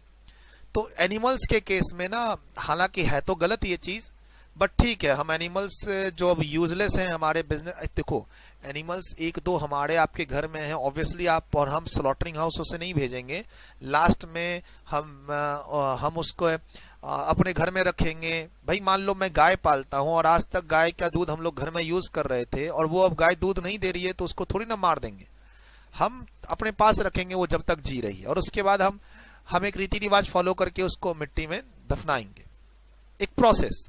लेकिन सर जो इंडस्ट्री है, जो डेयरी फार्मिंग है, बड़ी बड़ी इंडस्ट्री है, हजारों हजार गाय भैंस पाल रही हैं, सर वो लोग लास्ट में क्या करते हैं, स्लॉटरिंग हाउस भेज देते हैं डिस्पोज ऑफ करने के एनिमल्स को। और स्लॉटरिंग हाउस वाले लीगली गवर्नमेंट का नियम फॉलो करके स्लॉटरिंग करते हैं, यानी मारने हटाने डिस्पोज ऑफ का काम, वहां वो लोग पैसा चार्ज करते हैं, वो एग्जम्प्ट होगा। सर समझिए, इंडस्ट्री तो आज अंडे खा रहे हैं, दूध पी रहे हैं, चीज खा रहे हैं, बटर खा रहे हैं, आप आइसक्रीम खा रहे हैं, स्वीट्स खा रहे हैं, सबके पीछे जो इंडस्ट्री चल रही है, अगर आप एक बार इंडस्ट्री को घूम लें या वीडियो देख लें उसकी, तो आपको मन नहीं करेगा इन सब चीज को खाने करने का। फिर भी ठीक है, लोग अपने हिसाब से उस चीज को खा रहे हैं इग्नोर करके। और अब ये एक आर्टिफिशियल इंसेमिनेशन, ये भी इंडस्ट्री में बहुत फेमस है। ठीक है, गाय जब तक आगे बच्चा नहीं देगी, उसको दूध नहीं होगा, तो आर्टिफिशियल और एक होता है नेचुरल। तो इंडस्ट्री में ये बहुत पॉपुलेशन बढ़ाने के लिए और वो उनको आगे की वो आगे हमें जो हमें उनका प्रोडक्ट चाहिए उसके लिए ना आर्टिफिशियल इंसेमिनेशन होता है, एक प्रोसेस, पैसे लेके इंडस्ट्री में ये काम हो रहा है। और ठीक है, इट इज अदरवाइज अनहेल्दी। हम बहुत सारी वीडियोस फेसबुक पे देखते हैं कि these process are unhealthy process, और इस प्रोसेस को फॉलो करके और हम आगे उनसे कोई उनका प्रोडक्ट हम लोग खा रहे हैं, चाहे आप कह लो कि दूध का प्रोडक्ट हो गया या मीट प्रोडक्ट हो गया, तो अल्टीमेटली हमारे हेल्थ को नुकसान ही पहुंचा रहा है, क्योंकि कोई चीज जो आ रही है वो नेचुरल नहीं है, बट स्टिल सर्विसेज मार्केट में मिल रही हैं और इस पर जीएसटी भी नहीं है। करोड़ों रुपए की इंडस्ट्री है, 54 नंबर और 55 नंबर इंटरनेट पे, फेसबुक पे, हर जगह हम लोग पढ़ते हैं। अगेन यहाँ पर हॉर्सेस को हटा दिया। हॉर्सेस का बेनिफिट तो कहीं किसी एंट्री में मिल ही नहीं रहा, ये ध्यान रखना है आपको। एक बार और थोड़ा सा पढ़ लीजिएगा। सर ये लाइन ये सब एग्जाम में डायरेक्ट पूछती है, आपको यस और नो में जवाब देना है। कुछ पॉइंट है, थोड़ा मेहनत कर लेना, जैसे 49 पे मेहनत कर लेना नाम पे, यहां तो इसको अंडरलाइन कर दो खाली, बस काम बन जाएगा। 50 पे, 49 पे थोड़ा मेहनत करना पड़ेगा आपको। और सर उसके बाद इस 3 लाइन को थोड़ा ध्यान रखना आप, उसके बाद तो याद आ जाएगी, कोई भी चीज पूछेगा तो याद आ जाएगा, वेयर हाउसिंग से रिलेटेड आपको चीजें याद आ जाएंगी। ये लिस्ट एग्जाम में लिखने के लिए आ जाती है, इसीलिए यहाँ पे 5-6 मार्क्स अलॉट किए हुए हैं। 45 नंबर पे एग्जाम में ये लिस्ट लिखने के लिए आ जाती है, इसीलिए पर्पस मैंने यहाँ पे मार्क्स दिया है कि जब आप एग्रीकल्चर पे आओ तो ये लिस्ट जो है याद कर लेना। जैसे जीटी में वो 7-8 नाम याद करने हैं, वैसे ये लिस्ट आपको एग्जाम के लिए तैयार करनी पड़ेगी। जैसे पहली क्लास में चैरिटेबल एक्टिविटीज को मैंने बोला था एग्जाम में ध्यान रखना है ना, वैसे ही आपको यहाँ पर ध्यान रखना है। और अभी तक इतनी लंबी लिस्ट तो कहीं मैंने नहीं बोला है आपको याद रखने के लिए कि आपको एग्जाम में याद करके ही जाना है, मैंने ऐसा कहीं बोला नहीं है। ध्यान रखने वाली बात थी, याद करने वाली बात तो चलो 11 नंबर को मैंने बोला ही था, वहां पर वो पूछ लेता है एग्जाम में, 11 नंबर पूछ लेता है। 7 नंबर में 3 ही पॉइंट है, पहली बार इतना लंबा चौड़ा पॉइंट आ रहा है आफ्टर चैरिटेबल एक्टिविटी। लेकिन अगर मैं आपको चॉइस दूं कि सर चैरिटेबल एक्टिविटी का डेफिनेशन याद करूं या ये, तो ये पहले याद करना है ए से लेकर एच तक कि कौन कौन सी एग्रीकल्चर रिलेटेड सर्विसेज हम इनपुट में लेना है जो कि एग्जाम्प्ट है, ये पहले याद करना है। ठीक है सर, हम लोग इससे रिलेटेड क्वेश्चन करेंगे लेकिन आखिरी में करेंगे। मैं आराम से 1-1 घंटे की क्लास में आपका कोर्स ये वाला कंप्लीट कर रहा हूं इस चैप्टर का। सर साथ में क्वेश्चन भी करवा लेते, हम क्वेश्चन को एक ही बार करेंगे, साथ में एक ही साथ सारे क्वेश्चन कर लेंगे आखिरी क्लास में। आज जैसे 4 क्लास हो गई, 4 क्लास और है हमारी, कोई 1 घंटे की, कोई 1.5 घंटे की। ठीक है, 4 क्लास जो आगे हमारी और है उसमें 2 क्लास तो 2-2 घंटे की मैं रिकॉर्ड करूंगा, अप्रोक्स लग ही जाएगा, और 2 क्लास 1-1.25 घंटे में आपकी कंप्लीट हो जाएगी। सब फ्रेश रिकॉर्डिंग है, अपडेटेड बुक से रिकॉर्डिंग है, विद अमेंडमेंट्स हम लोग डिस्कस कर रहे हैं। जैसे लीगल सर्विसेज में ये 6 महीने पहले की अमेंडमेंट है। सर अमेंडेड चीज पढ़ रहे हैं आपको, लेटेस्ट अमेंडेड और एग्जाम्स ओरिएंटेड, ये ध्यान रखना है। चलिए बाय बाय, टेक केयर, मिलते हैं अगली सेशन में।